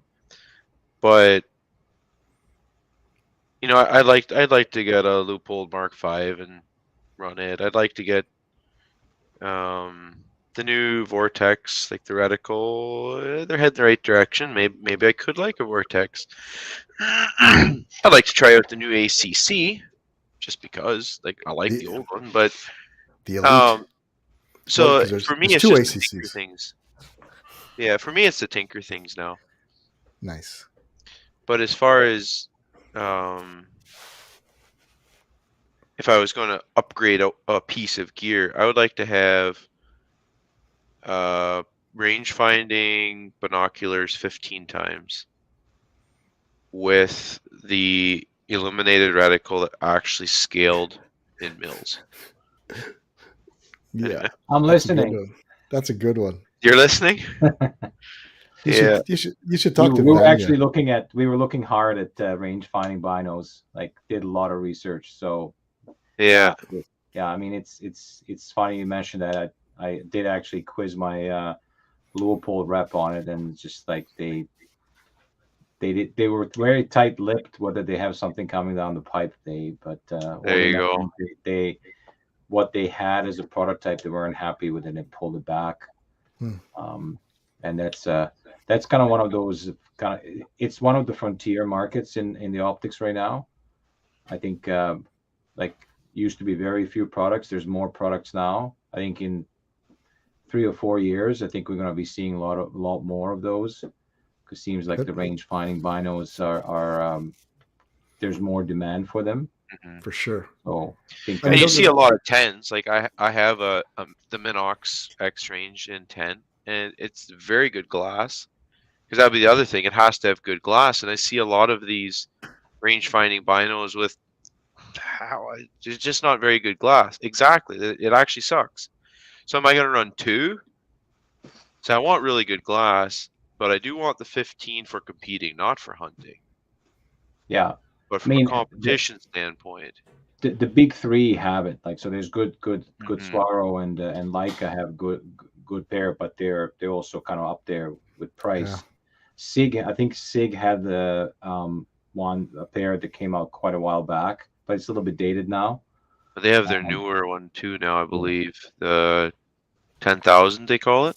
Yeah, and so, but I think there's going to be more. I think actually this and PRS and ELR are kind of creating demand for these. So it's gonna. I think they're coming, but there's a lot to pack in fairly small package, and it's not just like, you know, when you start packaging electronics and high-end optics, there's like logistical issues that I need to solve with it, and it needs to work in all the conditions. So, but I think we'll see something. I mean, guys will solve it, right? And having like applied ballistics in it and all that, forget it. I want nothing to do with it. I want a range, I want an angle, and that's it. We're done. Yeah. You know? And a real small aiming point. Because I noticed that a lot of like the reticles in rangefinders are huge. Like I've got one, it's on the money, but I have to use the very bottom edge of the circle because the point of impact is off. Yeah. I wonder why most of them. And I would like the reticle, however it's set up, to basically, even if it only covers 1 mil, actually have it scaled, so I don't have to have a reticle in there. And at 15 times, you're not going to get a true. You can't use it for ranging, but it would give you an idea. Are we looking at, 10 mile an hour is going to fit on this target, or 3? Gets you close enough. So that to me would be a big deal. I actually considered Leupold makes one with a reticle, and I considered that one, but I really wanted the rangefinder. So that's so I went with why isn't 10x enough, John? Why do you need 15? Why is it not enough? Yeah. With really good glass, 10 is enough in a sense, but if I can go to 15, it's going to let me spot trace slightly better. Okay. The good 10s work, but it's just so. The other thing would be your target is going to look similar size to what you're looking at through your scope. Yeah. I don't think of that a lot, but sometimes I do. Particularly if you got a lot of targets together the same shape. Yeah, no, makes sense. That's a good. I hadn't thought about that part. That's one thing that I actually look at when I'm getting behind the glass pre-stage. Like, hopefully you're not shooter 1 or shooter 2, but I'm not just watching through the glass looking at general wind of other shooters. I'm actually looking through the glass, and I know that if I'm using my 10x binos, that when I set up to the stage, if I put my scope on 10, it's going to look like I just spent time studying the stage. Yeah. Yeah. And I guess I set mine at 15 and never touched my scope magnification. So yeah, and I shoot a lot on 10 just simply because I just watched guys shoot the stage on 10. Yeah. So, right. Yeah. I wonder why no one's made a 15x spotting scope rangefinder, like a monocular, not a binocular. I wonder if Vanya's watching this. Maybe if Apex is taking notes. I talked to Vanya about it a couple of days ago. He's looking. He's been looking, so he hasn't found someone yet. But like a spotting scope 15x with that can't be hard to do, right? Is it? I don't know. I guess it's going to look like the current laser rangefinders where you've got the laser and the receiver, right? It's got to be stacked. Well, it's a little bit more non-standard. Like when it comes to scopes, like if you're a builder or manufacturer, right? There's a lot of standardized parts. Yeah, maybe that are kind of reused. I mean, even like the big names like Leica, they will reuse. Like I just discovered that Leica is reusing Delta tube for some of their high-end scopes, and they just put Leica glass in it. So, but there's a lot more standardized. But when it comes to rangefinders and binos and spotting scopes, when you start putting these things that are not so standardized, it's a little bit harder. Yeah. So you have to have a little bit more proprietary stuff in there. That's why the big guys like Leupold and the big names that they are kind of making everything on their own. It's a little bit easier for them to come up with these specialty packages. Yeah. I just found a Leica 15X laser rangefinder. So it's out there, John. Doesn't have the reticle. And maybe I've spent my money on my rifles and all that. Now is the time to bite the bullet and buy a real rangefinder. I don't know. But the other thing is, like with the binos, and similar with the spotting scope, like those of you that kind of called me and asked me for help on it, that we always recommend buy the cheapest one to start, or whatever is going to cut it, and then save up the money and then buy it once. Because spotting scope doesn't get banged up. Binos generally don't get banged up. It'll last your whole lifetime. And you don't hunt, do you? Yeah. I'm testing the warranty. Well, but you also, when you're hunting, you're not taking big, like, bird watching binos, right? You're taking something more compact, right? So I'm talking like a big glass, like a big optics kind of thing. And same thing with spotting scope. If you're buying like a really high end, invest whatever you in and buy a good one, and it's going to last you forever. Yeah.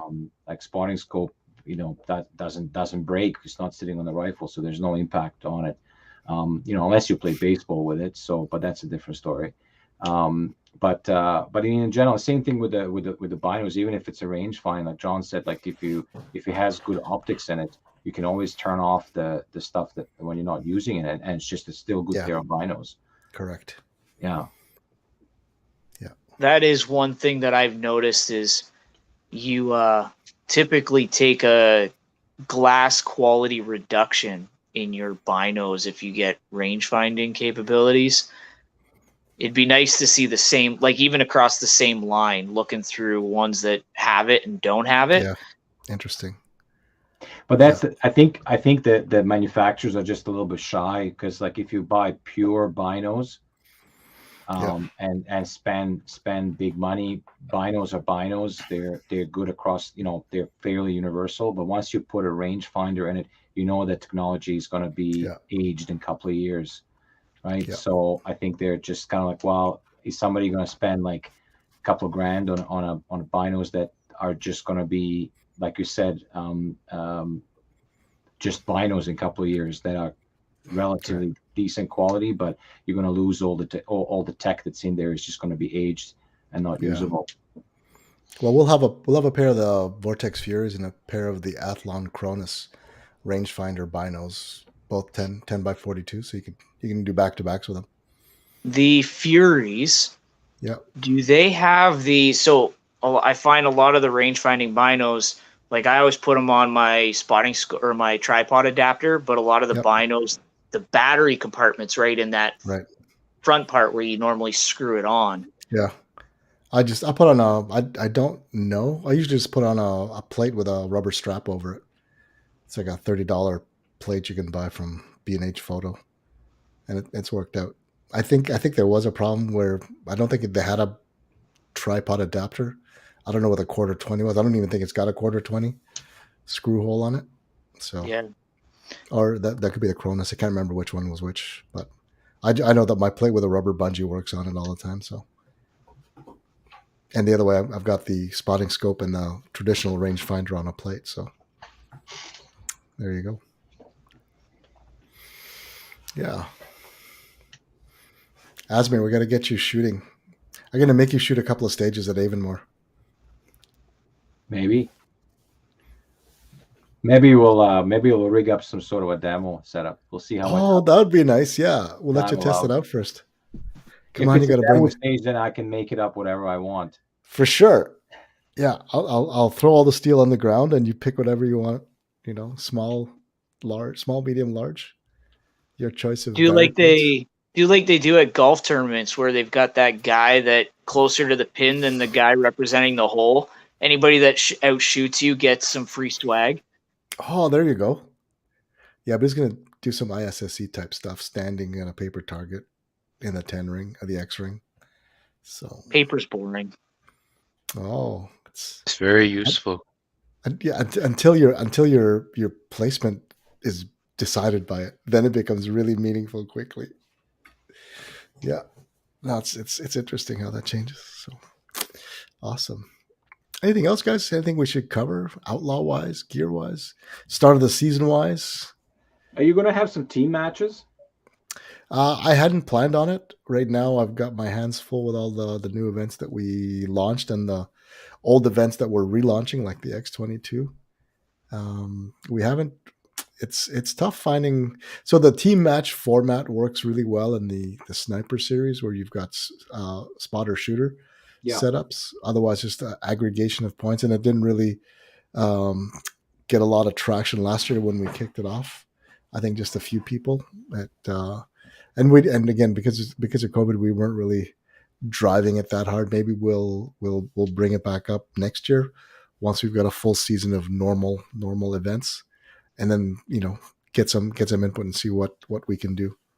Teams are complicated because we need some cohesion in the team, being consistent from event to event, or we just say here's a foursome for this match and that's it. It depends on how complicated you want to make it.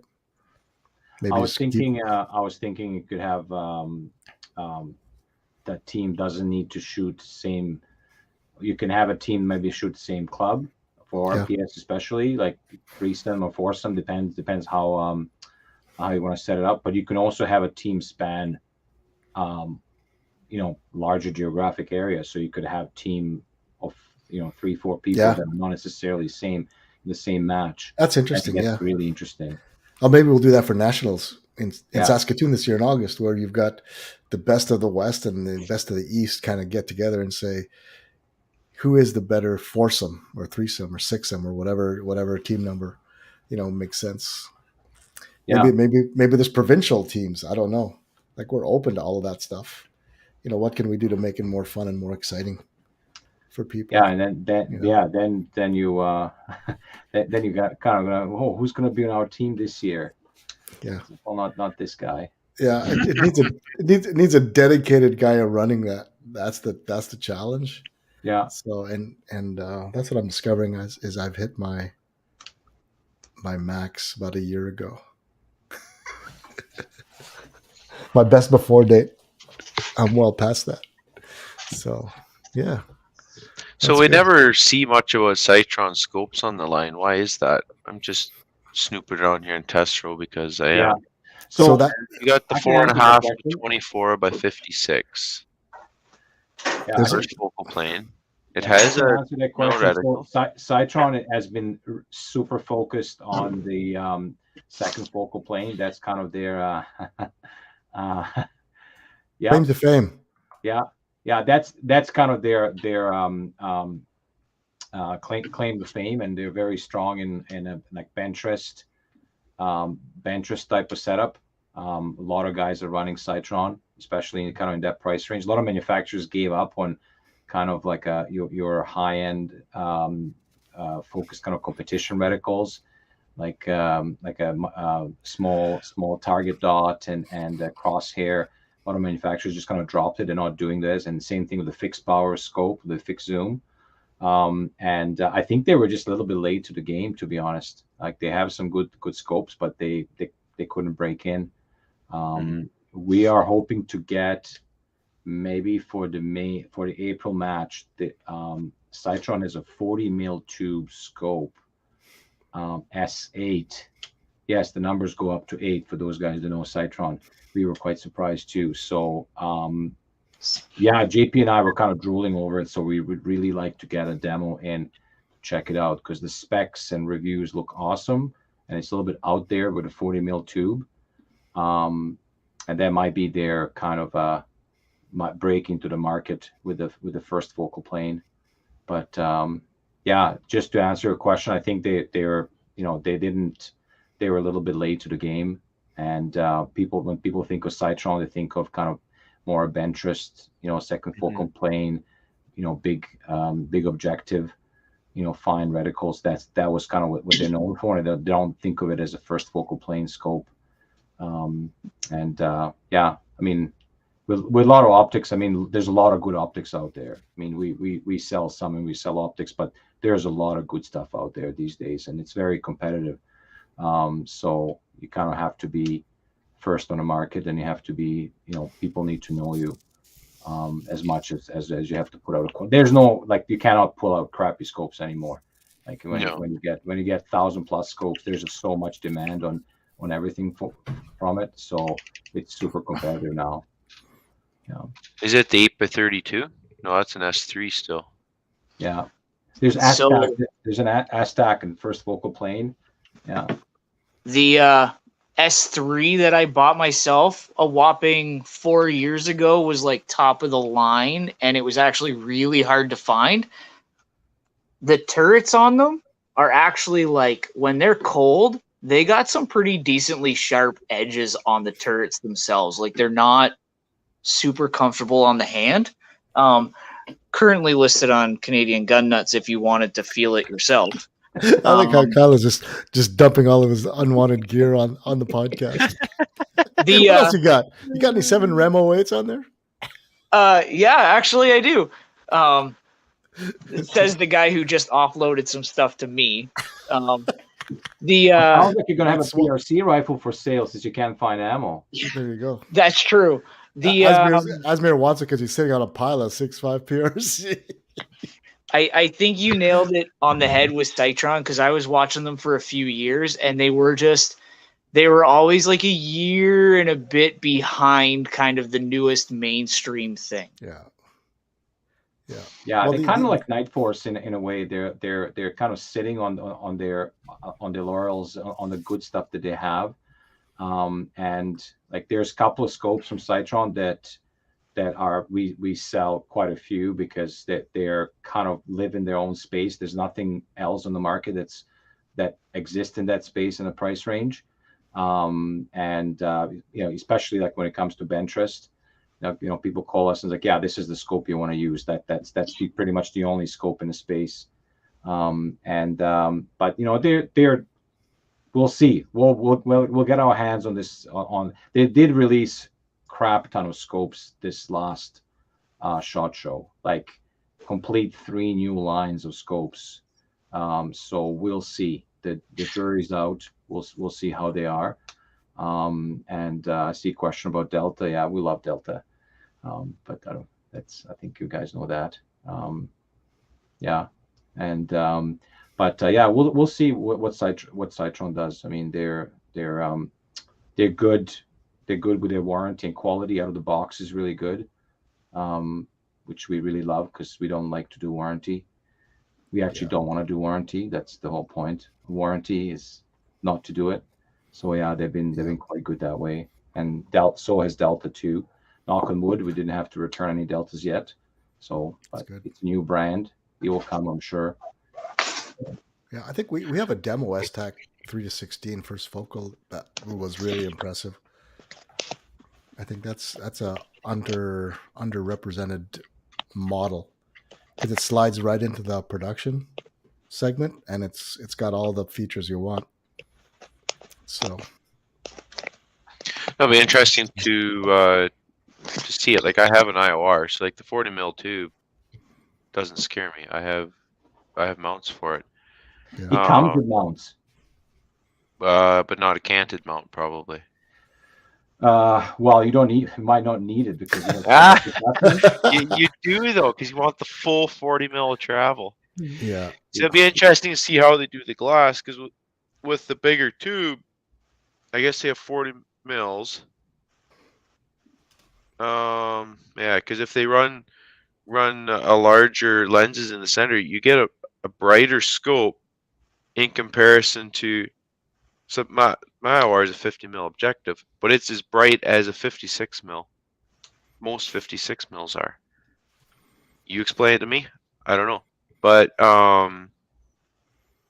if they're just getting elevation out of it, then it won't really change. But yeah, it'll be interesting. Would be interesting to see. Well, then you can use it as a spotting scope if the glass is really good. Yeah. Well, I mean that's what I tell some guys. They're like, oh, I want to buy a spotting. Like, what do you have for scope? And they will have a couple of $1,000 scope on their rifle. But I want to buy a spotting scope for like $600. I'm like, well, it's not going to be better than your rifle scope. Yeah. Yeah. So I'm like, just use your scope and it goes up to 30, 35. So like that, you're set. Like that. Yep. There's really no point. So, I mean, if you have a good scope already. My favorite is when guys roll up and they roll up with their like razors or PSTs or those higher end scopes, and then they pull out like the $60 Canadian Tire spotter. Yeah. If I can say something, and take it with a grain of salt, because we sell scopes, but my biggest regret from my early shooting career for not investing more in a spotting scope, especially if you're shooting on paper.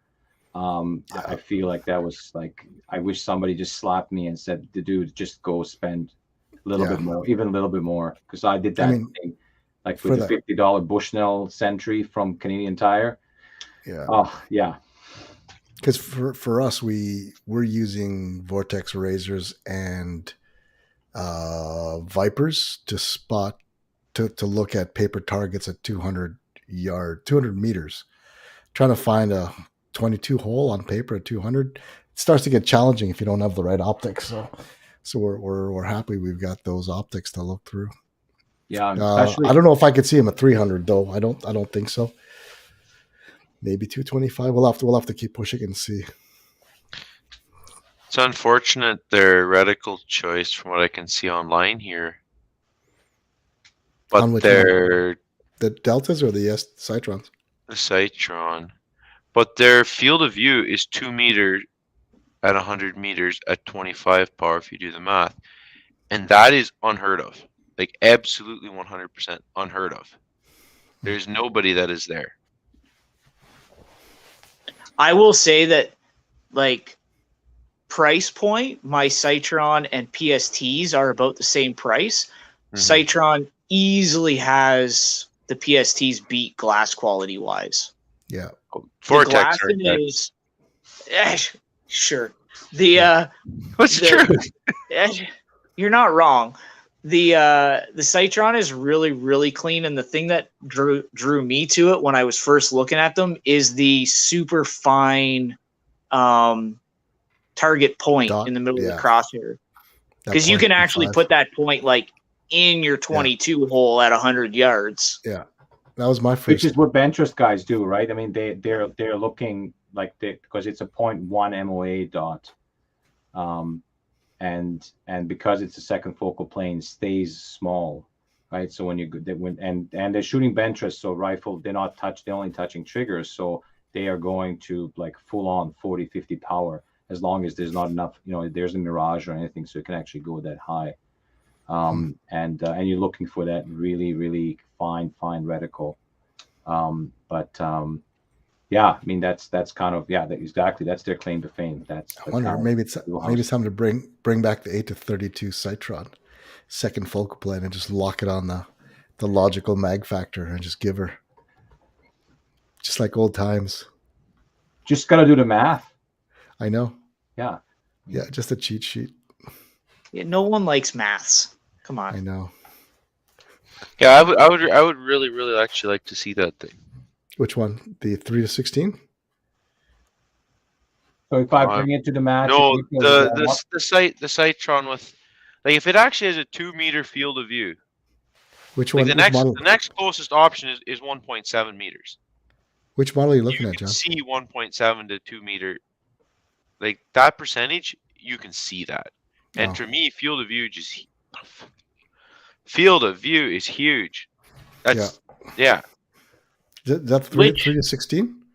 No, that's the Citron. Except you called it an 8. I come up with an SV3 5-40. Roman numerals.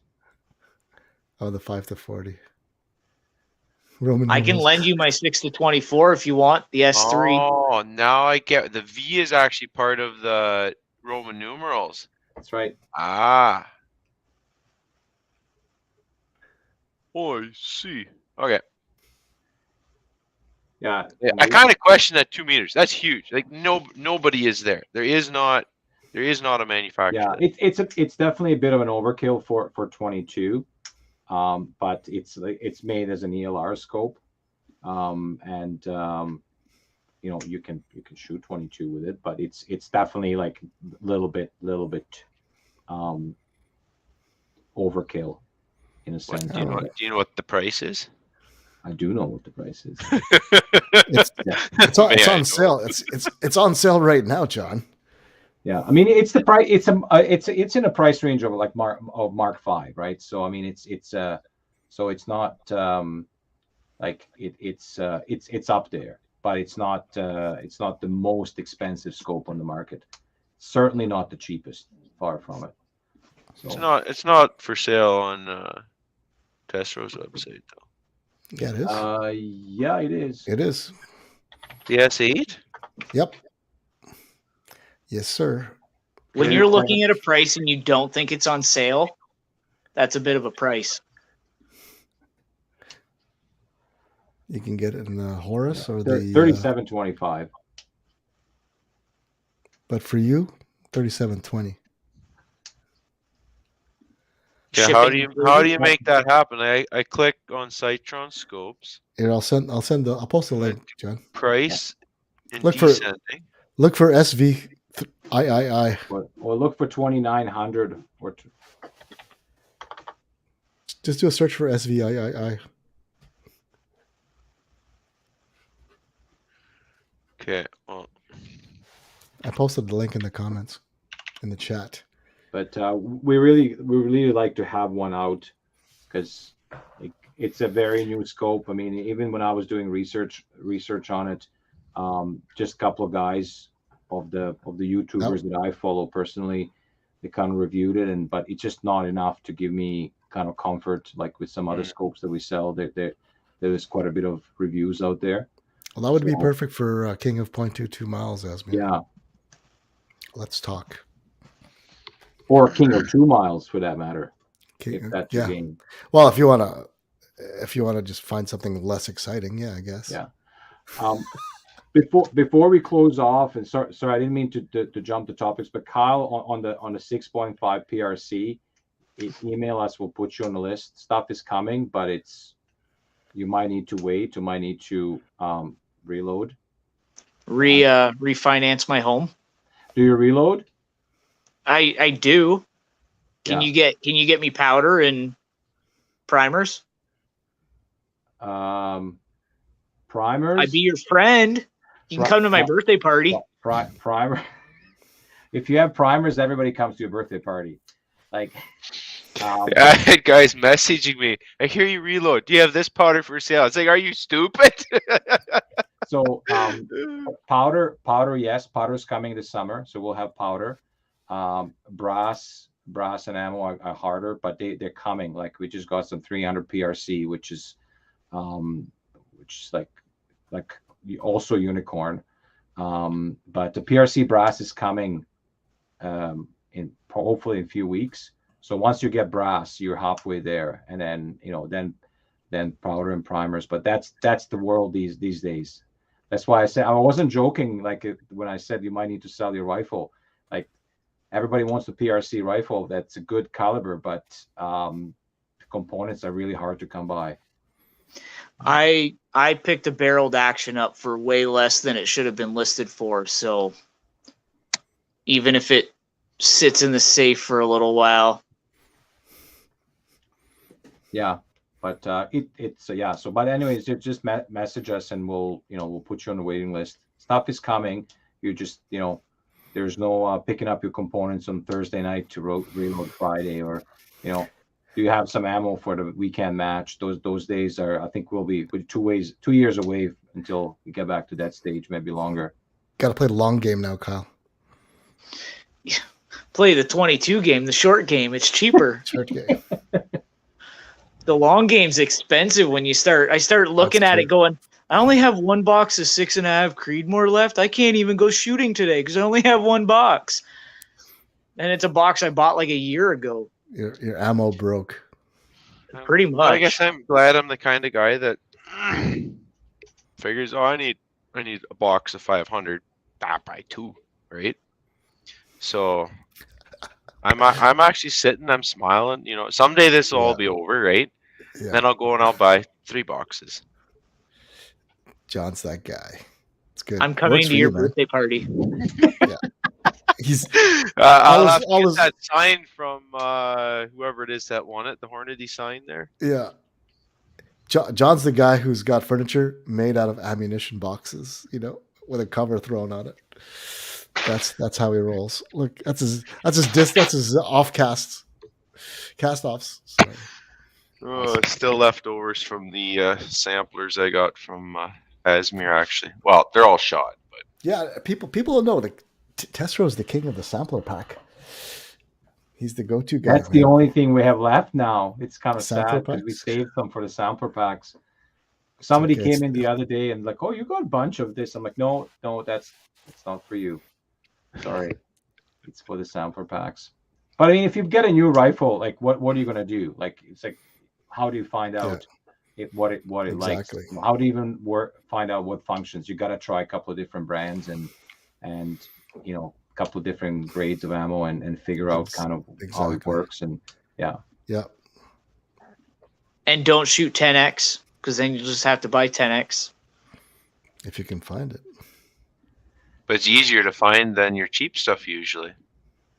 Oh, true. Asmir doesn't look totally convinced, just a little bit. Well, some of the stuff we have right now, but yeah, because the Rimfire Precision matches went on during the pandemic, and a lot of Bentrust matches and the ISSF and the other ones that are generally consumer of a higher grade ammo, they weren't happening, so there wasn't as much shortage for that ammo. That's why the higher grade ammo is usually it's the other way around, like the 10x and your Lapua Center X's and Midas and Exact have been hard to get. Like we didn't have Exact for like 3 years, and we actually have it now. But the matches that generally consume that ammo haven't been happening, so it's reversed. Like the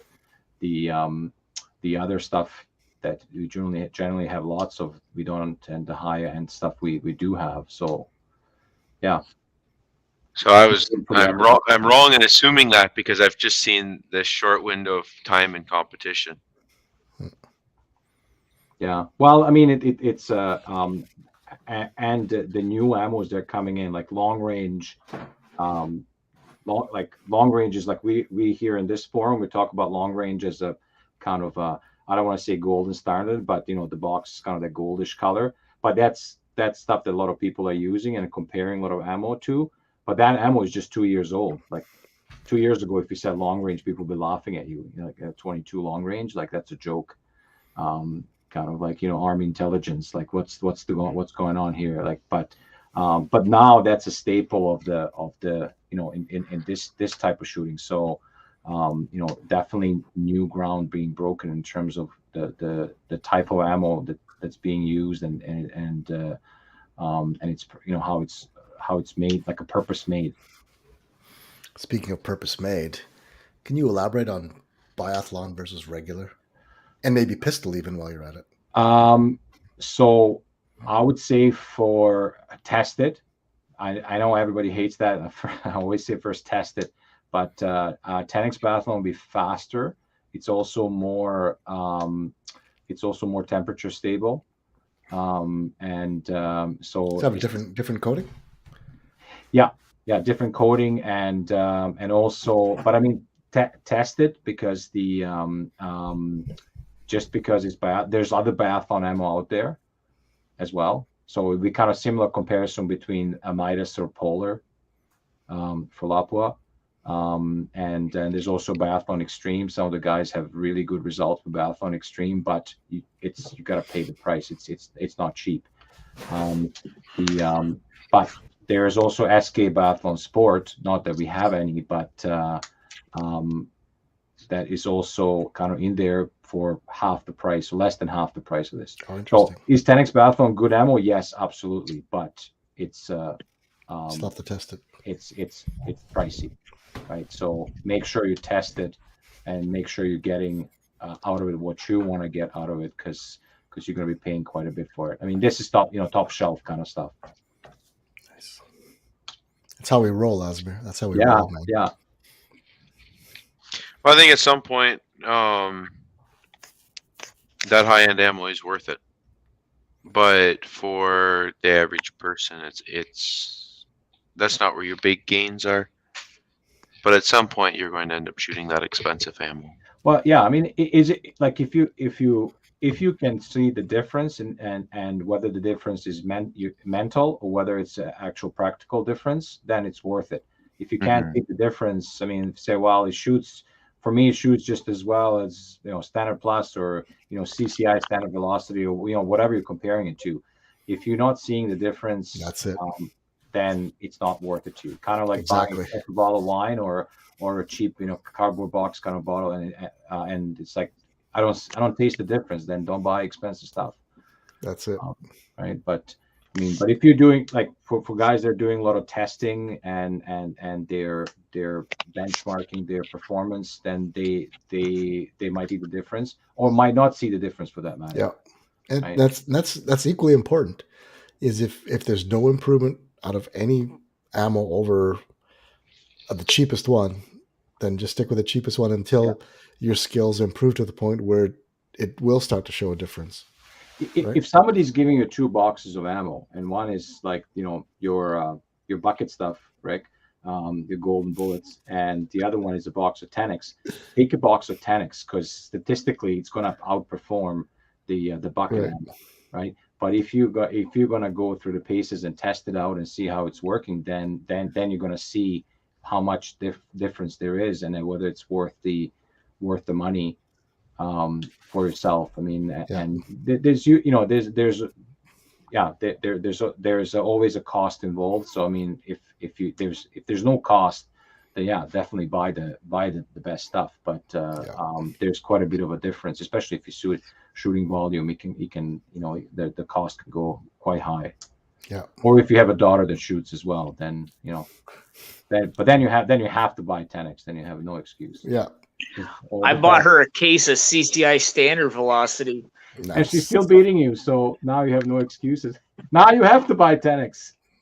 There you go. I mean, you're not wrong. Funny thing is, you say people give you ammo.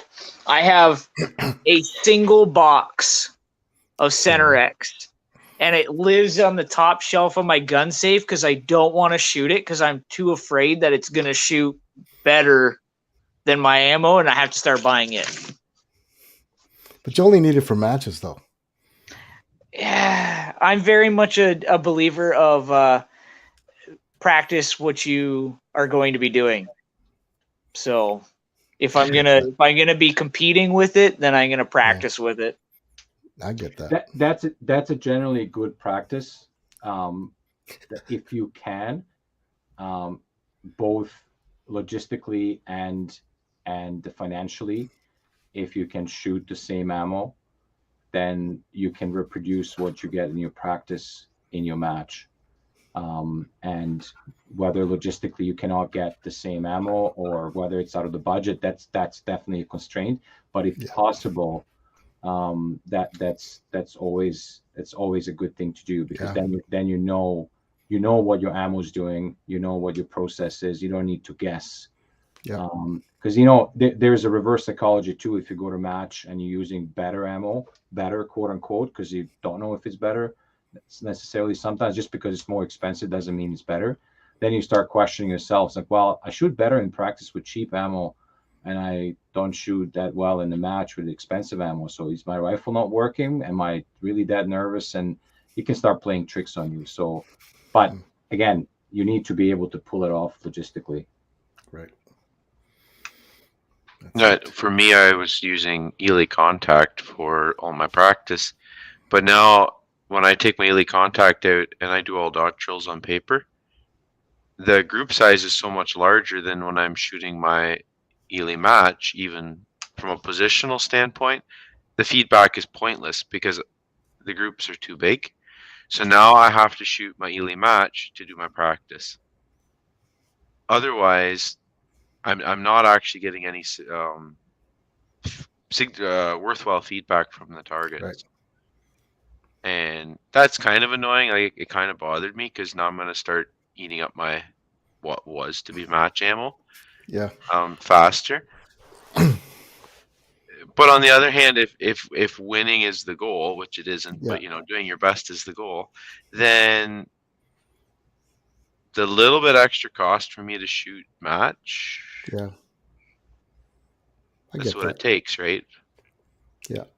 But I think there's a lot of guys that just that's not their weak point. Like the feedback they get is Oh yeah. being up. Like for them, it's improving. Can they get 10 good shots off in the time allowed?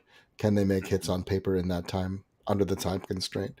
So there's many different stages. So do I tell people to spend the money on high end ammo? It's probably not where the most improvements can be had, or like you're saying, the feedback. Right now, if you're not getting all 10 shots off, then there's other things that you need to work at, right? And Well, then yeah, making I mean, sure. yeah, absolutely. I would actually second that. I mean, there's a lot of things to work on until you start. Like, are you out shooting your rifle? So when you're certain that you're out shooting a rifle, then you start refining that. So I mean, can you do like are you getting your dope right? Are you changing position Yes. effectively? Are you Exactly. resetting? Like all of those things, like like changing the mags cleanly. Are you forgetting Yeah. this how the stages go? Like there's a lot of small things that will buy you points without buying more expensive ammunition. Right. Not a Yep. good sales guy here for the expensive ammo, but I mean it's true, right? There's a lot. If you just clean up your match, you can generally pick up points without spending necessarily more time pulling the trigger. So Right. especially with the stage kind of type of shooting where there's a lot of transitions, Yeah. you really got to nail it and you got to be clean, right? That's a good point. Yeah. If your trajectory is off or your windage is off, then it doesn't matter how much you spent on that ammo. You threw a very small group off 2 feet away or 6 inches Yeah. off the target. So. What Yeah, I I mean, go ahead. what I started doing when I started is I did buy cheaper ammo. And John, a while back, you were putting Instagram posts up about being good enough. I bought ammo that would shoot good enough. And until I was doing my positional practice where it was like I watched that bullet go where I was not aiming. So until I started actually out shooting that class of ammo myself, I didn't invest in better ammo. And that takes a lot of work, actually. Yeah. Like the first, like I went through like 3 pails of golden bullets before. Well, I got half a pail left, so 2.5 before I shot better than that. And like it doesn't get much worse than golden bullets. Well, Winchester M22. That stuff The shoots black actually pretty tactical good box. for me. Oh, he's so dirty. I can shoot my first bullets yeah. good, but then the Yeah, barrel's it's dirty. full of crud after that. Yeah. Yeah. That's my GSG 16. It's just caked and stuff. Anyway. But I do really like the high end ammo. Like you buy it, it's consistent. You don't have to worry. Yeah, sometimes you have cheaper ammo that shoots just as good, but it's not going to shoot just as good for 1,000 rounds. Yeah. Like the consistency. Yeah. I mean, and like money doesn't grow on trees, right? So I mean, the like if you're getting a couple of boxes of match or 10x, we're talking anywhere from like 40 to $60 for like 100 rounds. That's quite a bit of money too. But of course, the guys are shooting center fire. They're like, yeah, what? That's like 10 shots. But I mean, it's if it's making a difference. If you're there and it's making the difference, then you can justify that cost to yourself, right? Yeah. I mean, and it's like is more expensive ammo better? Yeah, but I mean, is it better for you? That's really what you need to answer, and you have to be honest to yourself, right? So, the ammo is not going to necessarily buy you points. You're going to earn them. They're just going to make it a little bit easier and make sure that you're not dropping points on the ammo inconsistency. I think that's it. Good ammo reduces that variability, right? It removes one factor from the equation, but there are other bigger factors that could be at work. Yeah, contributing to your lower than target score, right? Yeah, I think it'd be great to come up with a decision tree or a flow chart that says, you are here, so you got to work on these things. When you get here, these are the things you work on, right? What's my personal formula, kind of how I justified spending money, whatever I'm spending on ammo, is like if I'm spending approximately similar amount of money on a couple of boxes of ammo as it cost me in gas to drive to the range, then I'll spend a couple more bucks of ammo. But if I'm Yeah. going to save like $2 or $3 per box of ammo, but it costs me $20-$30 to drive to the range, then I'm not going to drive to the range and kind of scratch my head and was like, wow, was that ammo? Was that me? Yeah. So, but that, and I think that's, you have to think about your time too. I mean, if you're shooting a large volume and you're shooting like cases of ammo, you're saving quite a bit, even if it's just $100 difference per case. But if you don't get to shoot a lot, like how much is your time worth to you? And especially like me, I'm in the city, so I have to drive out of city to shoot. So I got to invest 2 hours just to pull one shot, right? So how much do you value your time? And that's that's kind of, you have to, so you got to figure out kind of what works for you, really.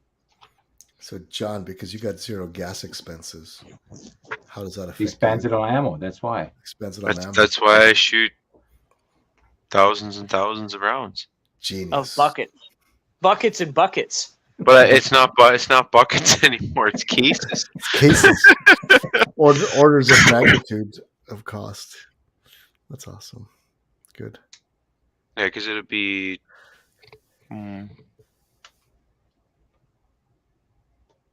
I'd have to look 16 to 18,000 rounds last year through the two like my 22s. Yeah, it's interesting. Definitely less than it was, but that's my gas money going out west and back. Yeah, pretty much. But it does, and when you're in that intermediate stage and you're making those big gains, like you change this, you work on this, and it's like you can see it. Enjoy those, like enjoy that process, because at some point you're going to get to the place where those gains are so small that you almost don't see them, right? And you start questioning whether you are improving or not, and mentally that can mess with you if you're not careful. Yeah. Plus, it's the amount of time it takes to get that incremental improvement is a lot more. And that's where people either don't have the time or don't know how to get to that next level of improvement without coaching. So that's the struggle. That's a lot of people. And is it worth it for you? Exactly. Can you, and do you want to? Is it taking the fun out of it for you? Yeah. That's why I don't even try, John. It's all fun all the time. Yeah, Kareem saying that you're probably going to be one of the few guys that'll burn out a rimfire barrel. No, I don't know. I'll just buy a new one first. There you go. That's right. Yeah. At this rate, anyway. Yeah. I keep accumulating. John's going to be the first guy that tries the 1 in 10 rimfire barrel. No, he's busy turning his 1 in 12 into a 1 in 13 by shooting rounds through it. Have you guys talked much about the mental game in the podcast? Sorry, I don't listen to every podcast. My apologies. But have you talked about it? Like we touched on it. I'm waiting to get Linda Miller on the podcast to talk about that specifically. That would be good. Yeah. So that's on the schedule of things I got to do. So she was just on Slamfire, I think, recently. So, or no, was it? Which one? She was on a podcast in the last month or so. So we're trying to give it a cycle before we bring her in. So once schedules line up. I'll recommend, for those of you that want to kind of dip your toes into the sports psychology light, I would highly recommend Inner Game of Tennis book. It's light read. They're very, very, very good book to read. Shooting. Inner Game of Tennis? Inner Game of Tennis. That was like the first sports psychology book that I read. It's very good, very easy to read. Not many letters. But it's quite good book. It's very light, fairly light written, but it's not a joke. And it's easy to read, easy to consume, very applicable to shooters. And you might read it and it's like, oh, this is BS. This doesn't actually do it for me. But you might find it quite insightful. Okay. He wrote a couple other books too, and you can go kind of quite deep into it. But that's a really, if you're gonna read one, that would be one of the ones that I would highly recommend. Timothy Galway. Timothy Galway. Awesome. Yeah, the mental part of it is absolutely fascinating. And really, when you boil everything down to a scum, that's what decides it. Yeah. Even just starting out, it becomes so important because that's where you set your path of how you're Yeah. going to feel about your shooting experience, Mhm. and you can't say that you're a lousy shot. It's just you haven't learned how to take a great shot. So you've got to spin that to say, well, depending on where you want to go, that's what your outlook has to be. Correct. It was Sierra. It was Ben Click talked about that last year. We brought Ben on to chat about his Sierra 64 riflecraft, and Linda Miller was on Lady Guns. Lady Guns was the she shoots podcast. It's just like anything else. You need to work on it. Like, Yeah. It's not like I'm going to read a book and now I got it. Sports psychology, I got it. You got to live it, man. Yeah, kind of You like, gotta I'm live going to go buy a case of Tannics and that's it. I'm going to clean up. No, it's that. Yeah, I got to work on it. So, but it might be something that like John said, it's fascinating. And if you're not having fun, then you might hate it.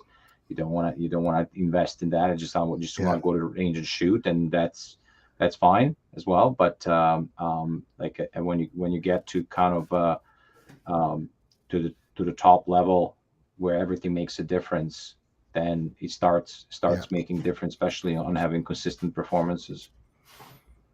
That's it. I know for me, I never competed in anything before, ever, like period. I mean, board games don't count. I don't know, maybe fighting does, but so I had a lot of undoing to do because I had this thought in my mind of how you play to win, right? And it's not true. So then I had to start undoing thought processes and ideas that I had, and that was very hard to retrain my brain how to think, I guess, basically. Which is kind of very common why for adults it's hard for us to compete with youth because they don't have the baggage. I'm not calling it baggage, but you can call mental framework, whatever you have. Kind of they just take a lot lighter approach to it, and they just kind of focus on doing it, and they just clean us, right? Where we're thinking about 15 different things at the same time. So, and that's super generalizing it. So take it with a grain of salt, but sometimes youth are very good at doing things they don't even know how good they are at doing it just because they're just doing it. And I've had to chuckle sometimes. You watch some of them, it's like, just wait till they get a girlfriend. Just wait. You start adding these other complexities in life. It makes a difference. Yeah. I never fight with my wife, but have a disagreement with your wife and then go shoot a match. You will not shoot as good. There's something in there. There's the brain's amazing. It is. All right, gentlemen, we're at 2.5 hours.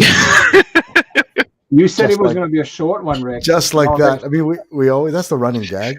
We always say it's going to be a short one, and then somehow people just have so much to contribute and share, and it's engaging. So, I mean, I enjoy it. It's always good catching up with you guys.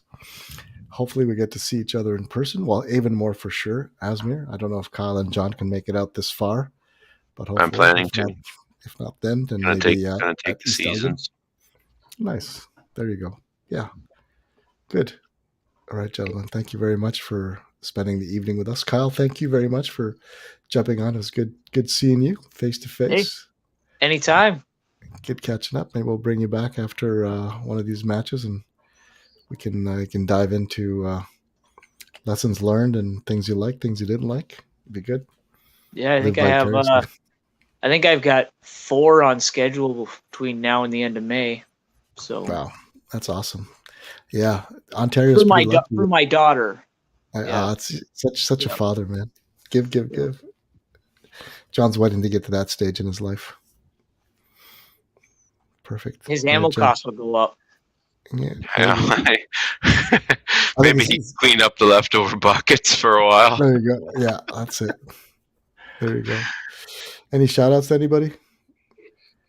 No, for me, it's Asmir. Thank you very much for your support from day one and expanding your support for the Outlaw Rimfire Precision Series and the Rimfire Discovery Days and the Rimfire Competition Academy. Your efforts in helping create this community are appreciated, and hopefully we get to see you on one of those events. Well, for sure, even more. So, looking forward to it. All right, gentlemen. To all you shooters out there, thanks for tuning in. Thanks for coming out. Thanks for putting a smile on my face every time I see you bozos all across Canada. Cheers. We'll see you guys later. Thanks. Good night. Ciao.